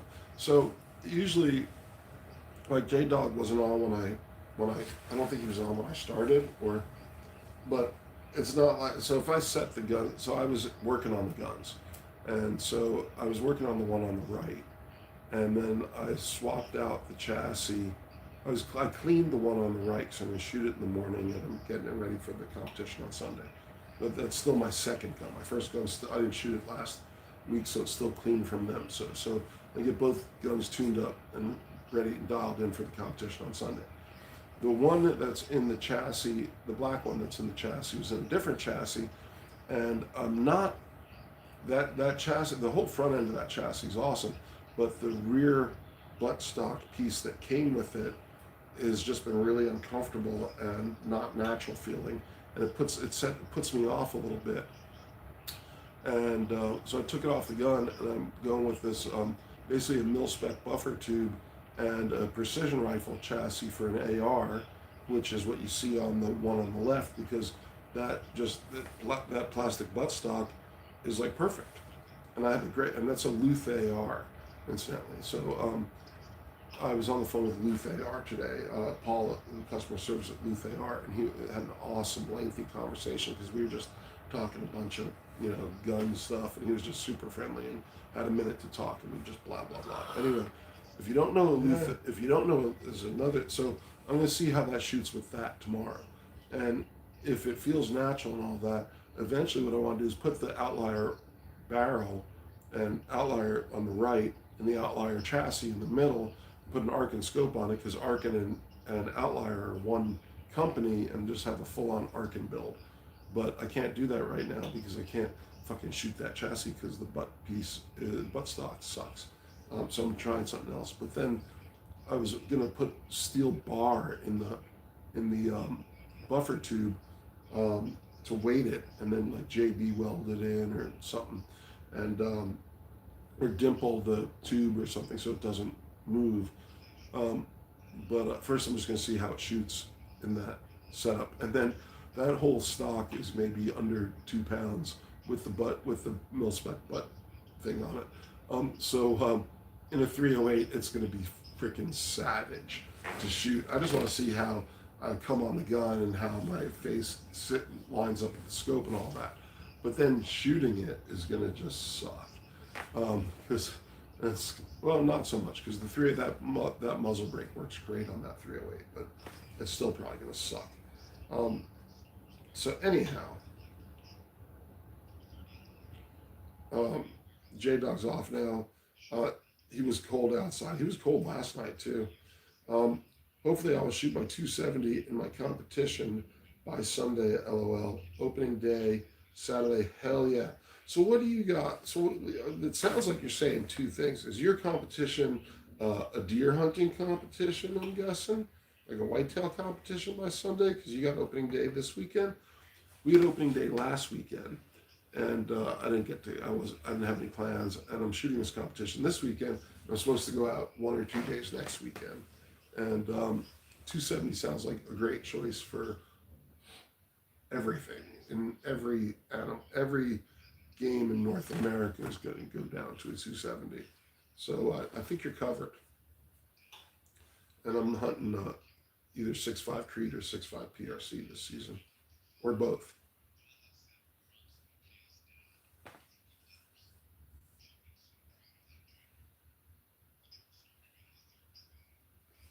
The deer laying on the ground would be, no, I totally got that, and it was funny. Well, I wish you happy hunting this weekend. You're going out, good for you, and I hope to stay warm. I'm thinking, like I didn't get any, but those Amazon electric socks and shit, that stuff looks awesome. I'm thinking, that could be just, if you're sitting in the blind, it gets so freaking cold sitting in the blind at dawn, even though it's not all that cold out, but I have been like binge buying Strata camo all year, and I have this tremendous Strata wardrobe of shit, and I'll only wear like two pieces this season. But anyhow, yeah, I've been fucking bought so much shit, so much camo at Cabela's, like on sale all like summer long and stuff, and I have more than I'll use in 5 seasons at this point. I just wear it all the time anyway now. Yeah, but heck yeah, and you told us all about your recipes and stuff. That jalapeno venison sausage sounded so good. My mouth's watering thinking about it now even. Yeah, I got private land close to me. I have a good spot. I've been watching the traffic. It all looks really promising. I'm hoping to get one fast. Well, yeah, I hope that for you too. And last year we were hunting on private. It was great. We in a little alder, a little stand of alder, really tight timber, and we set up the lines in it because it's private. We could put our stuff in and leave it there, and then walk in it, and get all set up. And I have a video of it, and it's really pretty. And I encourage you to check it out because it is a beautiful little Western timber setup. And if you scroll through all my shorts, it's the one where obviously I'm sitting on the gun with the gold colored scope, poking out the front of the blind, but that's totally worthwhile. Of all my videos, that's my favorite one because it brings me back. It was just beautiful, kind of early morning, looking out the front of my blind. You know, a little bit before we packed it up, I took a picture, took a video, took a short, and put it up as a short. And I posted it a couple of days. It was opening day last season. I posted it a couple of days before opening season this season. Papa, yeah, I got private level. You guys read this, so yeah, and we don't have any private this year. We didn't. The thing that was set up last year didn't get set up for this year, and so I think we're heading out on public. We're just going to roll out on public and maybe try to find some higher clear cuts and do some and glass some and maybe do some spot and stock. You know, so that'd be my 6.5 PRC for a little bit of longer distance. You know, just help the timber on the edge of the clear cut, and that's sort of like we don't have it. We just didn't get it. My buddy lost his job and lost his contract, so he's been looking for work, and we don't have a plan. I don't even know if it'll come together, but I have a much better plan for late buck season right now. We're supposed to go out late buck. My buddy's got is in the tribe, and he's got the keys to every gate up north, and so he's got all the tribal land to hunt on, and he's a disabled hunter, so he can hunt. He can get one person to go with him. That'd be me, and then he could hunt from the truck, but I ain't gonna shoot out of the truck. But he's got a little bit of mobility, but we can just go way the fuck up there and find some. You know, first of all, the gates are way the fuck up there, and then go way the fuck up on the tribal land and push it up towards the Canada border. Is it that far? It ain't that far up. But anyhow, that's a much better plan, and I think we'll maybe get a weekend or two to go up and scout some stuff and see what's there before late buck season.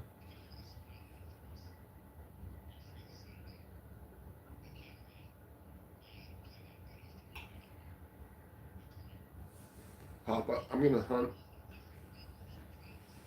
management land this year also on doe's days.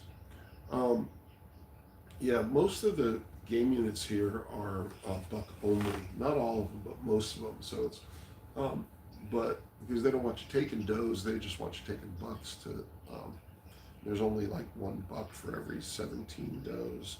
So it's a lot harder, but I like where you're going. I like it for you. I don't know that we have doe game units in the land that's going to be open to us.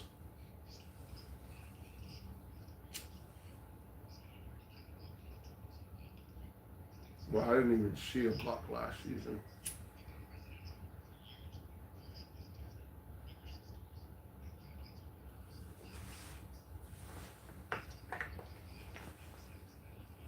I think I saw 5 does and no bucks. I saw half a buck as he was disappearing. And he never came out. And I looked all over. We saw him going up off the road. I saw his hindquarters going up off the road. I knew it was a buck because he was so muscled out. And we stopped and went around the other side of that timber, and he never came out. Never found him. Oh yeah, we have to take a certain amount of does a year. Well, if that happens here, I don't know, but I mean, there are game units that have does in them, but most of the game units are buck only. And but we will, if we could find a game unit that was on the land that we're going to, I would definitely be going for does because the chance of seeing one or getting one to getting a target animal is much higher.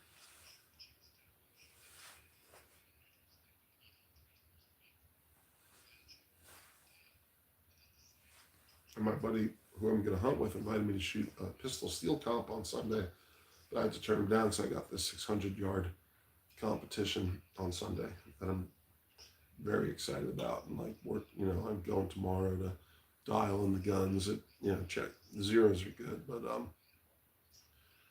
dial them out to a steel at 535, and then dial them out to the berm at 550, and then get them all dialed in, and then crank them up to 600 ahead. I can't shoot the 600 till the morning of the competition. We have two sides of the same range. One's 550 and one's 600. The 600 side is the competition side, but I can only get out to 550 on the one that's open on not competition days. So then get everything dialed as much as I can, so it's not much further to go for Sunday morning, and the temperature should be good. And check my velocity at tomorrow morning's temperature, and hopefully that'll be close to, get some shots in my chronograph so that I have some data to plan my dope for Sunday morning. And so I'll be close. I'll be real close and get a few, clean the gun, and then get a few shots on to season it, and then check my velocity again, and blah blah blah, and just get on target at 6 as fast as I can, so I can get zeroed at 600, essentially.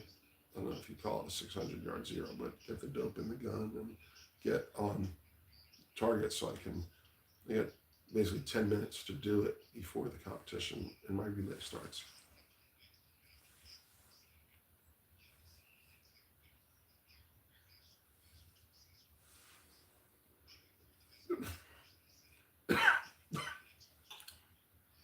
Papa. Group of guys from the club, we play a game all year. If you shoot a doe, you pay $100 fine. End of the season, we draw, and someone wins all the fine money, so it's all in fun. So let me read that again. Group of guys from the club, we play a game all year. If you shoot a doe, you pay $100 fine. End of the season, we draw, and someone wins all the fine money, so it's all in good fun. So all the guys that shot a doe put $100 in, and then of all the guys that shot a doe, someone's going to win all the money. Well, that's like a double win, because you still got a freezer full of meat, and then you get the money from it. And hopefully somebody in that group also hopefully some of the guys got bucks too. So gotcha. Well, hey, I hope. So when is the drawing, like in December, or just like, does your season, I assume your season ends in November also, right? I gotta know what the season is in Georgia. I have no idea. But I think last year late buck was the 15th of November, the weekend of the 15th of November, and that was it. And then there's still some more seasons, but it was for other stuff, I think.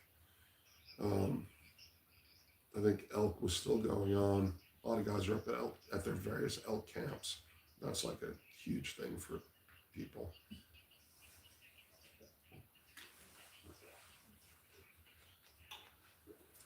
January, so after New Year, that makes perfect sense. Well, you end December 31st, and then because the New Year starts, so you got a new season or a new ship. Yeah, okay.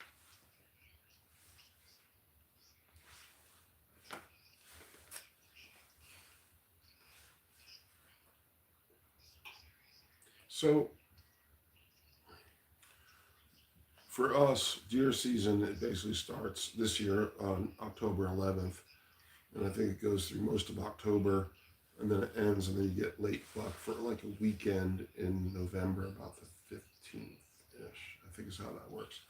Wait, what are we doing now? Yeah, around the 15th. And that's it. And we got no more deer season. And you got archery season, I think starts in August, and then black powders for a week or two before modern rifle. And I haven't looked at any of the shit this year. Been totally disorganized. Like, anyhow, didn't do all the research I was supposed to do this year for deer season.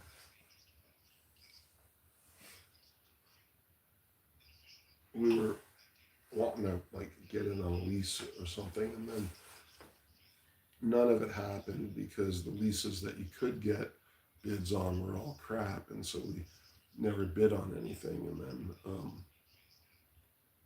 and here we are going out on public. Well, the leases that you could get on were they would sell.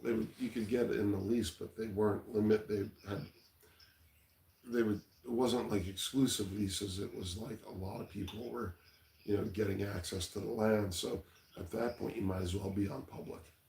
You're more limited to be on that private than you would be on public because there's no management of who's coming when and how many people will be on the land at any point. It's just like on public. So, in a manner of speaking, and those are all non-exclusive leases from the timber companies. Oh, you're good.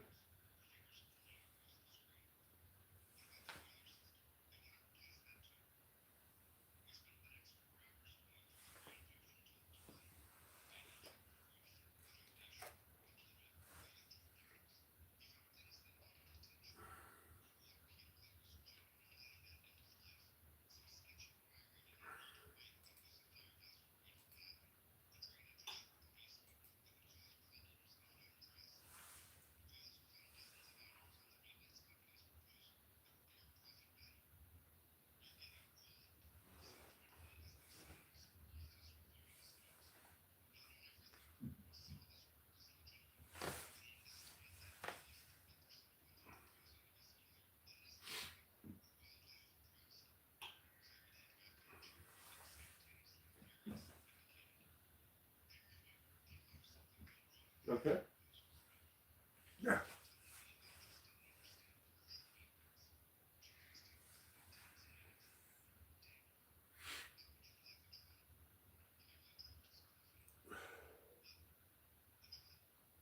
Then when you get back, Papa, and we'll talk about this because this thing's winding down. Although we can sit here and talk about hunting for a while because, hell yeah. Sharpina, you back? Shanap love?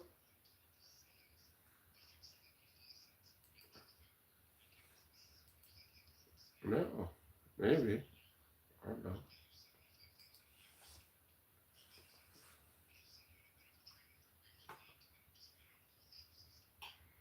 Okay, just looked up. Georgia regs for this year: 10 does and 2 bucks is allowed, and season October 19th through January 12th. Wow. Wow. Well, here you get 1 buck, and I think you get 1 animal, whether it's a buck or a doe. And I'm pretty sure the season ends in November. We get about a month and a half for modern rifle and late buck. I think archery season opens in like August.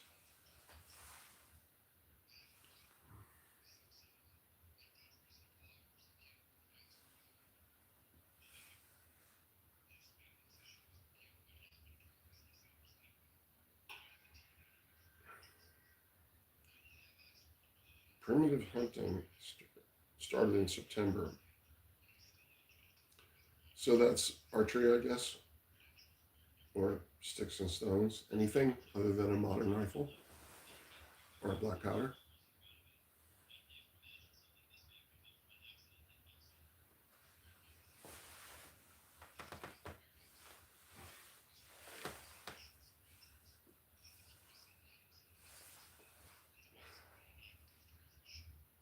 Hatchets and slingshots. That's what I was thinking. Like not just slingshots would do it, but I was thinking like David and Goliath, like a sling and a stone, but not like a wrist rocket. Archery and black powder. Interesting. Yeah, here I think archery starts in like August, and black powder is like 2 weeks ahead of modern rifle. Modern rifle.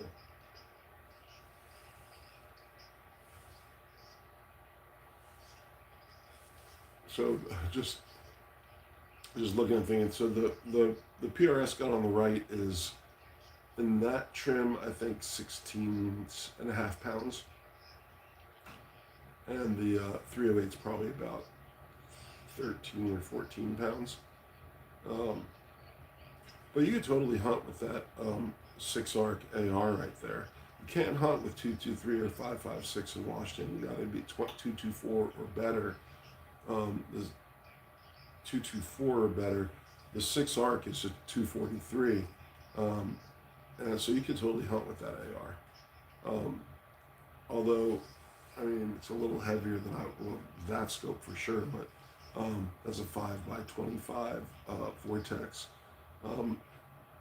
But slap a 4 to 16 on that, and it would be, which I have several of on the shelf. So just overbought scopes, but that thing would be a great hunting rifle right there in 243. But I also have a 6.5 Grendel version, so with better camo, that would be a very good AR gas hunting rifle. If you want to do it in the gas gun, but I have a less than 7 pound 6.5 Creedmoor with the scope on it, like fully dressed out. The gun's under 7 pounds, and I have I think a 8.2 pound 6.5 PRC, which you can take a lot of game with that thing. So I probably wouldn't go. I wouldn't. I hunted with a 300 deer hunted in timber with the 300 blackout AR last season, but was not planning on going back out with an AR this season. Although it's always for me, it's always a good option because I'm so comfortable with the AR platforms. But I got some nice bolts through. I got a unit with the 6.5 PRC is a Browning X bolt, and it's just slick as shit and really nice. And I got a feeling I'm leaning towards hunting that this season.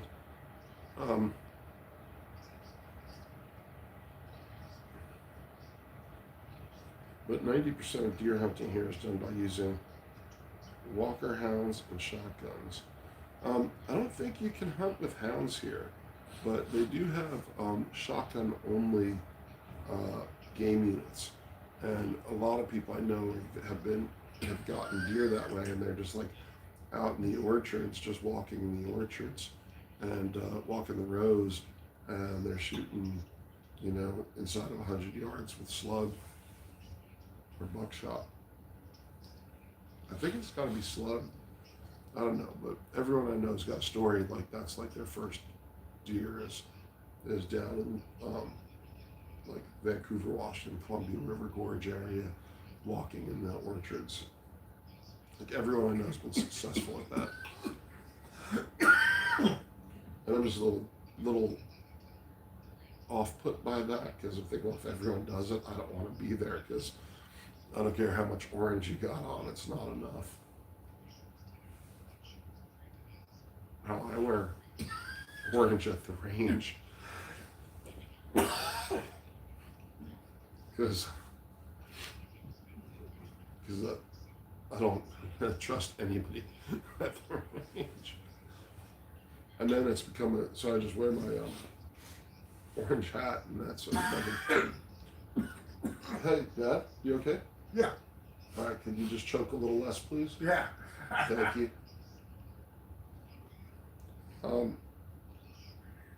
Are you falling asleep over there and then choking on your spit while you're falling asleep? What was that? Nothing. Never mind. No, I won't fall asleep. Okay.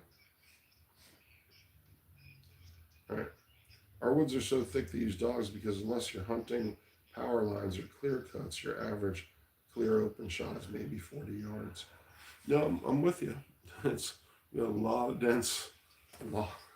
Washington is ridiculously dense. And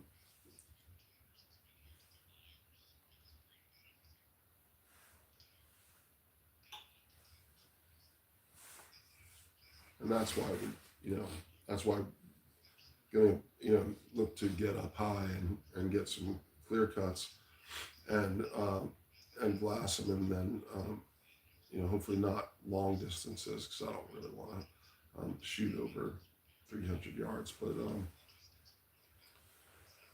yeah, the thing about the West is that you get in the mountains and your distances go way up, so you can be shooting across a ravine or something like that, and you're getting way out past 300 yards. I did that. My wife bought me a guided hunt last year, and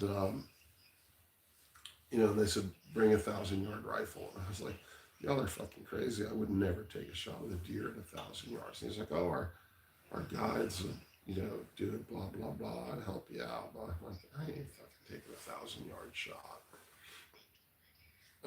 Anyhow, no, pops the cigars out. I tend to smoke good cigars. He smokes cheap shit, but he's welcome to smoke my stuff. But he's just over there choking and snarfling and whatever he's doing. At 88, he's trouble keeping it all together. Well, he's doing really good. Give him credit. There's a lot of stairs in the house, and he's going up and down. Getting him a lot of exercise. We're going to build some muscles with him. He's working out. We got him working out here.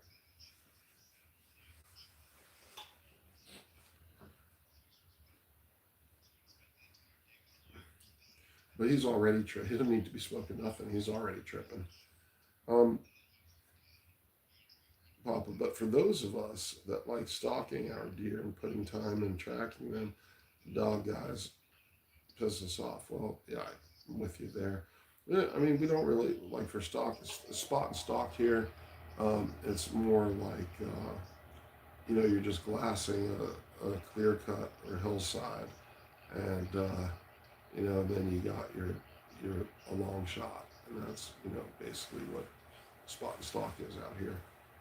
Because you get a lot of distance in clear cut hillsides and the space you could be glassing. So my hope is that we can get up high, but still be not glassing a hillside out across a ravine, but be glassing a hillside up above us and get a shot. This is like an ideal setting. I'm sure everybody has this dream, but shooting at an animal uphill so it rolls down and stops in the right next to the tailgate of the truck. Yes. I think and my buddy Bill's got a fucked up knee, so that's why he's got a disabled hunter tag. So he sure as hell ain't dragging anything out, and so it's going to land to me. So yeah, I definitely want to be shooting uphill. I know he does too.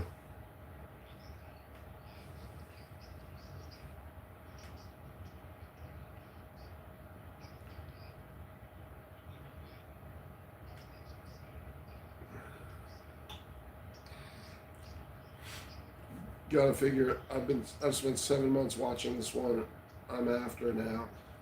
If a dog comes through and spooks him, I'm gonna be pissed. And hell yeah, he should be. So you've been watching them on trail cams, or how did you, tell me about this animal?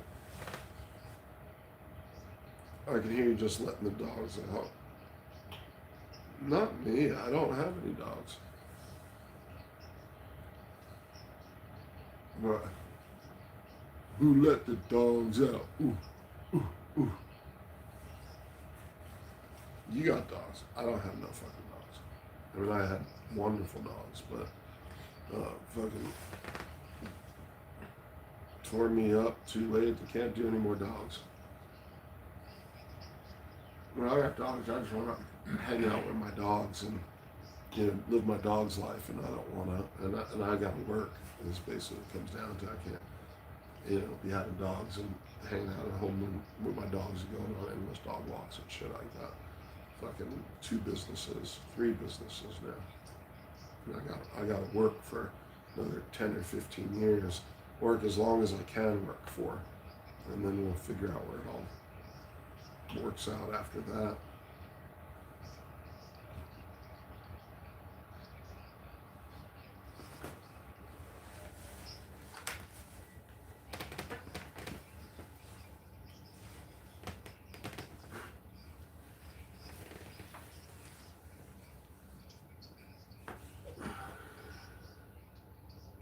Serafina with the emojis.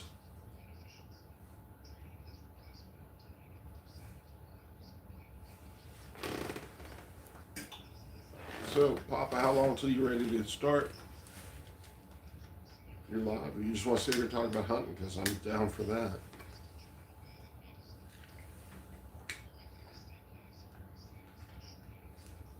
So I came to hunting late in life. Last season was my first season. I got out one, two, three. Got out three. I got out on opening day, and I got out 2 days during late buck, and that's my total hunted in timber on opening day, and then clear cuts on during late buck, and that's my whole lived hunting experience up to this point. Bruce is in Washington State, about an hour away from Seattle. We said Western Washington, because that's where all the people are, is in Western Washington. In the I-5 corridor, basically, runs from Seattle, Tacoma, Olympia, up to Canada and down to Portland. That's where all the people are in the state. Then you go east of the mountains, east of the mountain pass and everything, and then you got all of eastern Washington, which is, Western Washington is all dense forest, wet rain all the time. What do you hear about Seattle weather? And then you go over the mountain to the east, and it's all dry and sunny and spread out, and there's much fewer people there, and it's all agricultural land. Serafina, what state are you in?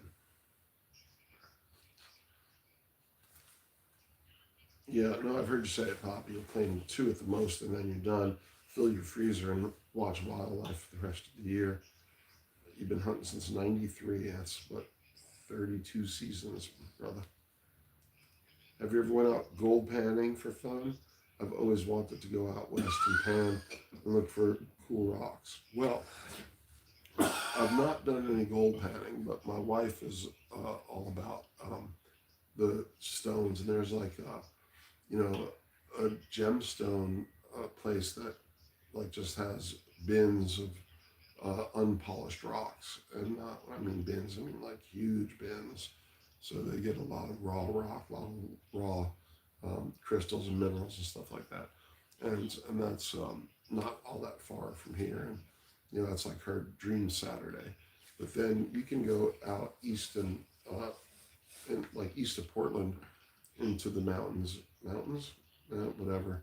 Yeah, there's mountains, and there's like whole fields of obsidian and all kinds of rock, rock hounding, whatever the hell you call that. But there's all kinds of stuff here you can get. But I do enjoy those YouTube channels where they pan for gold, or they find some vein and they're pulling jasper and agate and all kinds of stuff out of it, and that's I don't. They're not my channel anymore. It's all guns now, but used to have a lot of that stuff floating around in there in my feed.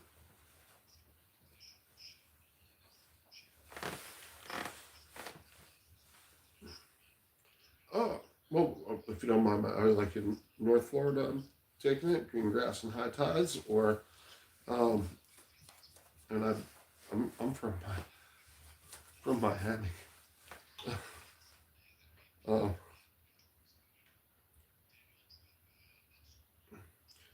It's not what it used to be. Hunting was something I did with my dad after he passed away. I've not dog hunted since now. I just get my freezer meat and I'm done. I feel you. I mean, I've heard you talk about how you like to eat natural meat, or meat you've hunted, and as opposed to processed, store-bought meat.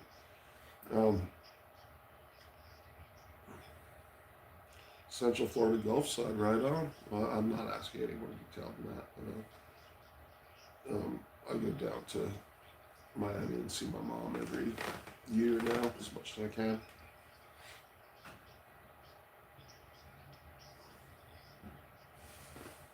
We'll be down there in January.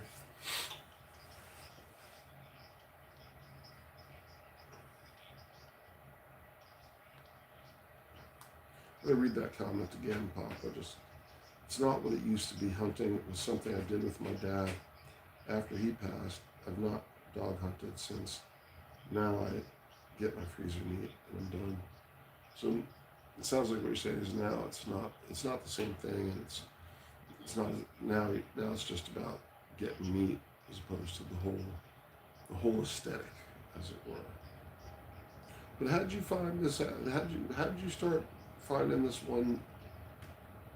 Is it a doe for 7 months? I mean, that doesn't sound right. I mean, it sounds like there's a buck you've been eyeing for 7 months with some special rack, and you just saw him on a trail cam, and you've had your pops in and out, and he's getting drawn into this buck, is what I'm imagining you're saying.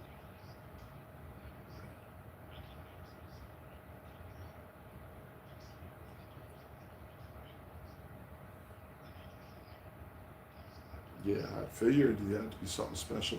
So did you see him on trail cams, or um, your friend's trail cams, or has it got public trail cams that you can access? Or how did you find this monster?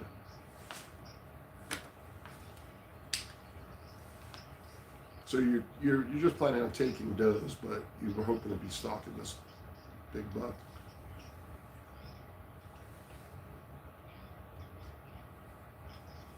Right? Oh, because you're on private. Oh yeah,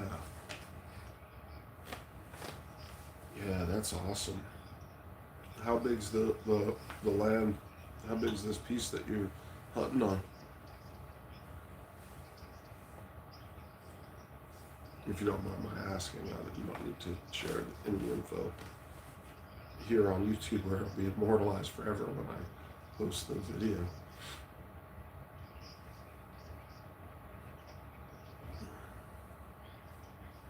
I saw him cross in front of my truck 3 times, and I started stalking him.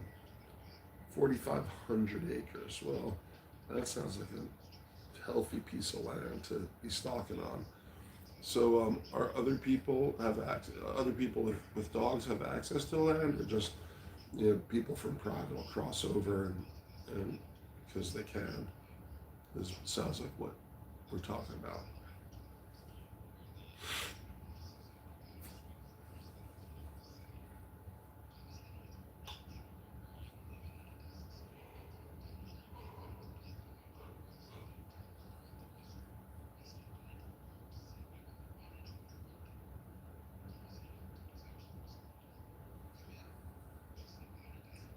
And then alternatively, Papa, um, what time you want to get? What time you want to get a lot? You go live this morning. What time you want to start? Because I can we can sit here talking about slowly talking about hunting, um, or you can get your live started if you want to. I might, if you're going to go start yours, I might restart this one. But I don't think I'll be drawing anything off you.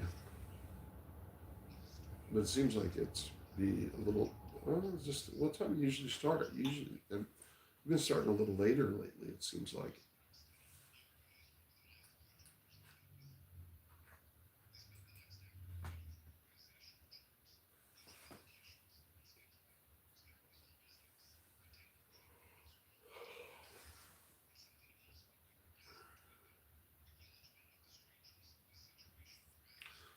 the dogs cross over chasing deer. They don't read private signs a lot. If rifle hunters get mad and try to harm dogs, but it's not their fault. They're just doing what they do.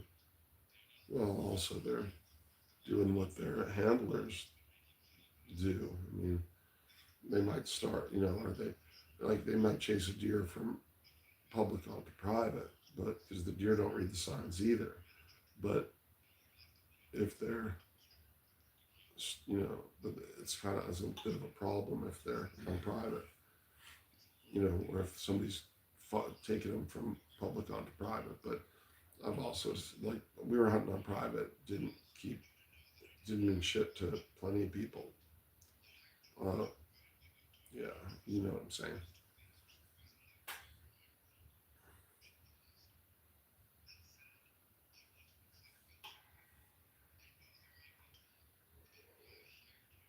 I've been starting live around 6 a.m. after the wife and kids head out to school because kids get loud first thing in the morning. I've been, you've been privy to, I've seen your morning routine and your grandkids, and you've been sharing them. I don't think I've seen them, but we hear them on the live and being sassy and stuff. It's very sweet. Um, but yeah, I feel you. I've noticed you've been starting a little later, or it seems like a little later to me. They better teach those deer how to read. You know, especially when they're giving them out the Kevlar vests, they can teach them how to read too.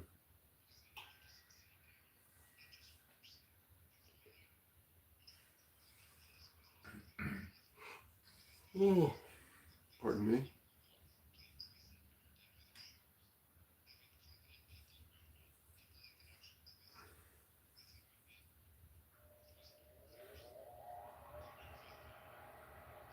But yeah, the 4,500 acres, 25 must lease this land every year from the timber company.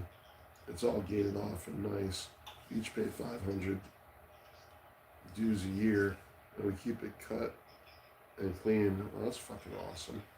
You got the same 25 guys on the lease, and it doesn't come up every year. You just have it locked up. That's a fucking sweet lease right there. Now, do you know all 25 guys? Do you guys have it, like figured out? Do you guys like pick your weekends and stuff, or everybody's gonna be out on opening day? Probably as many as can be. 25 guys on 4,500 acres minus whatever's not coming. It's still way better than hunting on public.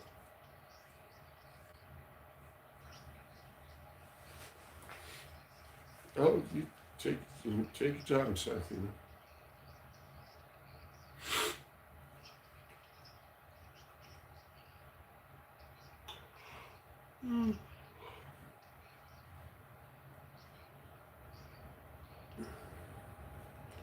Yeah, we have camp houses, make breakfast, and on Saturday and Sunday morning, it's great. Oh, it sounds awesome. So you know everybody, and you know, it sounds pretty good. It sounds really good. Well, we're sort of everything in this area is sort of backed up on Mount Rainier, so tons of DNR land and stuff. So there's a lot of public land that you can hunt on within half an hour to an hour of here, and but there's gonna be a lot of people out also. But like last year we hunted on private about an hour and a half south of here, and we just said, hey, why don't we just find something a little closer? And then we didn't do anything about it, but there's so many different directions that we could go in and hunt on public that there's tons and tons of choices. It's just a matter of picking one, and I guess we got to figure something out this week if we're going out next weekend, because we haven't figured shit out. My buddy's preoccupied with trying to find a job, and I've been preoccupied with this competition coming up. We need a minimum plan of where we're gonna go on Friday or Saturday morning and like that. But there's infinite number of possibilities from here, because there's Mount Rainier's freaking huge. We even got a guy at camp, a disabled guy, that can pay to skin your deer. It helps him make cash and allows us to keep hunting. Right on. Yeah, I guess we'd be doing some, if we get anything, we'd be field dressing and packing it out. Which reminds me, I need a Meat Lord pack. But it's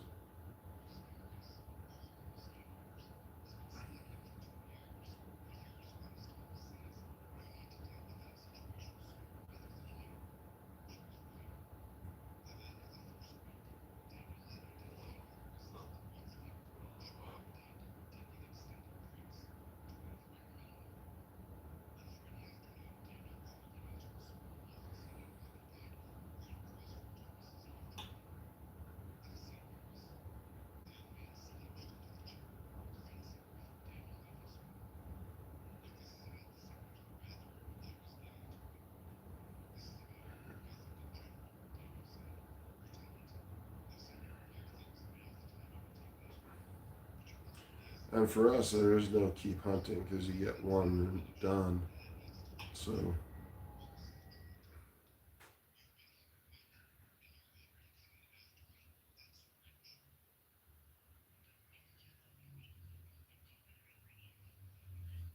yeah, no, this. So I'll restart and we'll see if anyone else comes in. But I'm not gonna keep. I'm not gonna do this too long. You know what?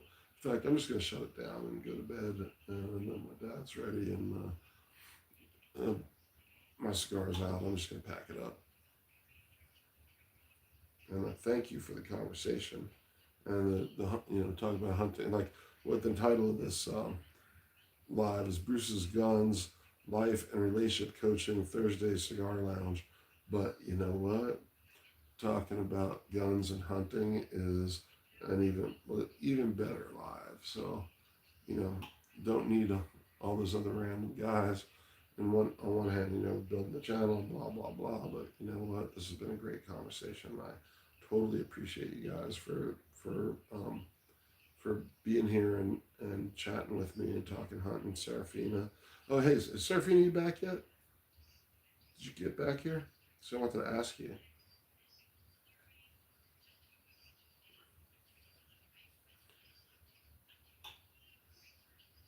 Papa, I don't have very many guns out right now. I got to get them all back out of other safes now that home inspection is done by family and children. Yeah, no, I totally get that one. I'm in a similar sort of situation in that, I've got one safe downstairs and two safes upstairs. So when I pull for the live, I'm just pulling out the one downstairs safe mostly and not bringing stuff downstairs. Um, the the two PRS rifles were out on the bench with me because I was cleaning the stainless steel one, and I swapped the chassis on the black 308 because I just want to see how that chassis in that configuration, buttstock configuration, fits. Like how fast and comfortable I am getting up on the scope, um, and the eye relief and all that. But that's just sort of a test run because if that does work, then I'm gonna take that buffer tube and pack it with steel or something to weight it down and figure out a way to get a lot more weight on that buttstock to balance out the weight of the bull barrel and put the get that outlier barrel in the outlier chassis, and then get an arcing scope on it because that way it'll be a whole arcing outlier build. But yeah, I gotta for weeknights and stuff, I just don't really have the time for it. It's like I just pop the 6 arc upper on that lower just because I wanted to. I don't think I've had that. I'm not sure if I've had that one on the channel, or maybe once. But I wanted to show that one. But it was just the two PRS guns I was working on tonight, and then one more. But yeah, the stuff that's in the safe that's downstairs that's convenient for me to grab and throw on the table when I'm going live is getting recycled a lot. And like if I was going to do a Saturday live, then I could, pick the whole setup and all that and, work on my table. But, I'm usually just in a hurry to throw something on the table and get the camera light set up and get the thing fired up before J-Dog goes. No, not before J-Dog goes, but just to get the thing rolling because it gets late and I start late and yeah, no, I'm tired. I'm fucking my mind. I'm toast. I'm gonna shut it down. I'm toast. So thank you, thank you, thank you, thank you. And I'm gonna shut it down. So thank you so much for being here and have a good live this morning. And I'll probably tune in when I'm driving to the range, but I won't be able to talk, so I'm driving. Yeah, no, it just hit me. I'm just gonna pack it up and go to bed. I thought I was gonna get a nap, but I put my wife to bed, but it didn't happen.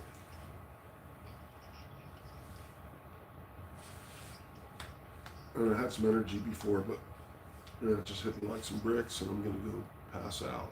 Put this shit away and go pass out. Yep. Good night. Thank you. The thing that I keep saying I'm gonna shut it down and then don't, so I gotta get out of my chair to shut the fucking thing off, and there's a certain amount of inertia that's keeping me in my chair at the moment. But yeah, you have a great day, and thank you for being here.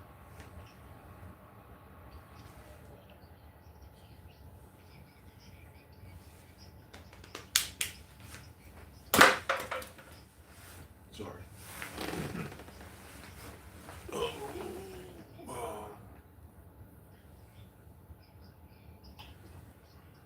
I don't know what I do. Am I off? Yeah, you do it this way. Alright, we're shutting it down.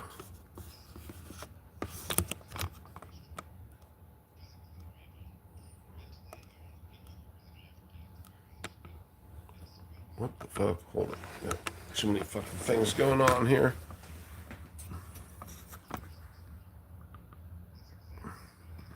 Sure you want to stop.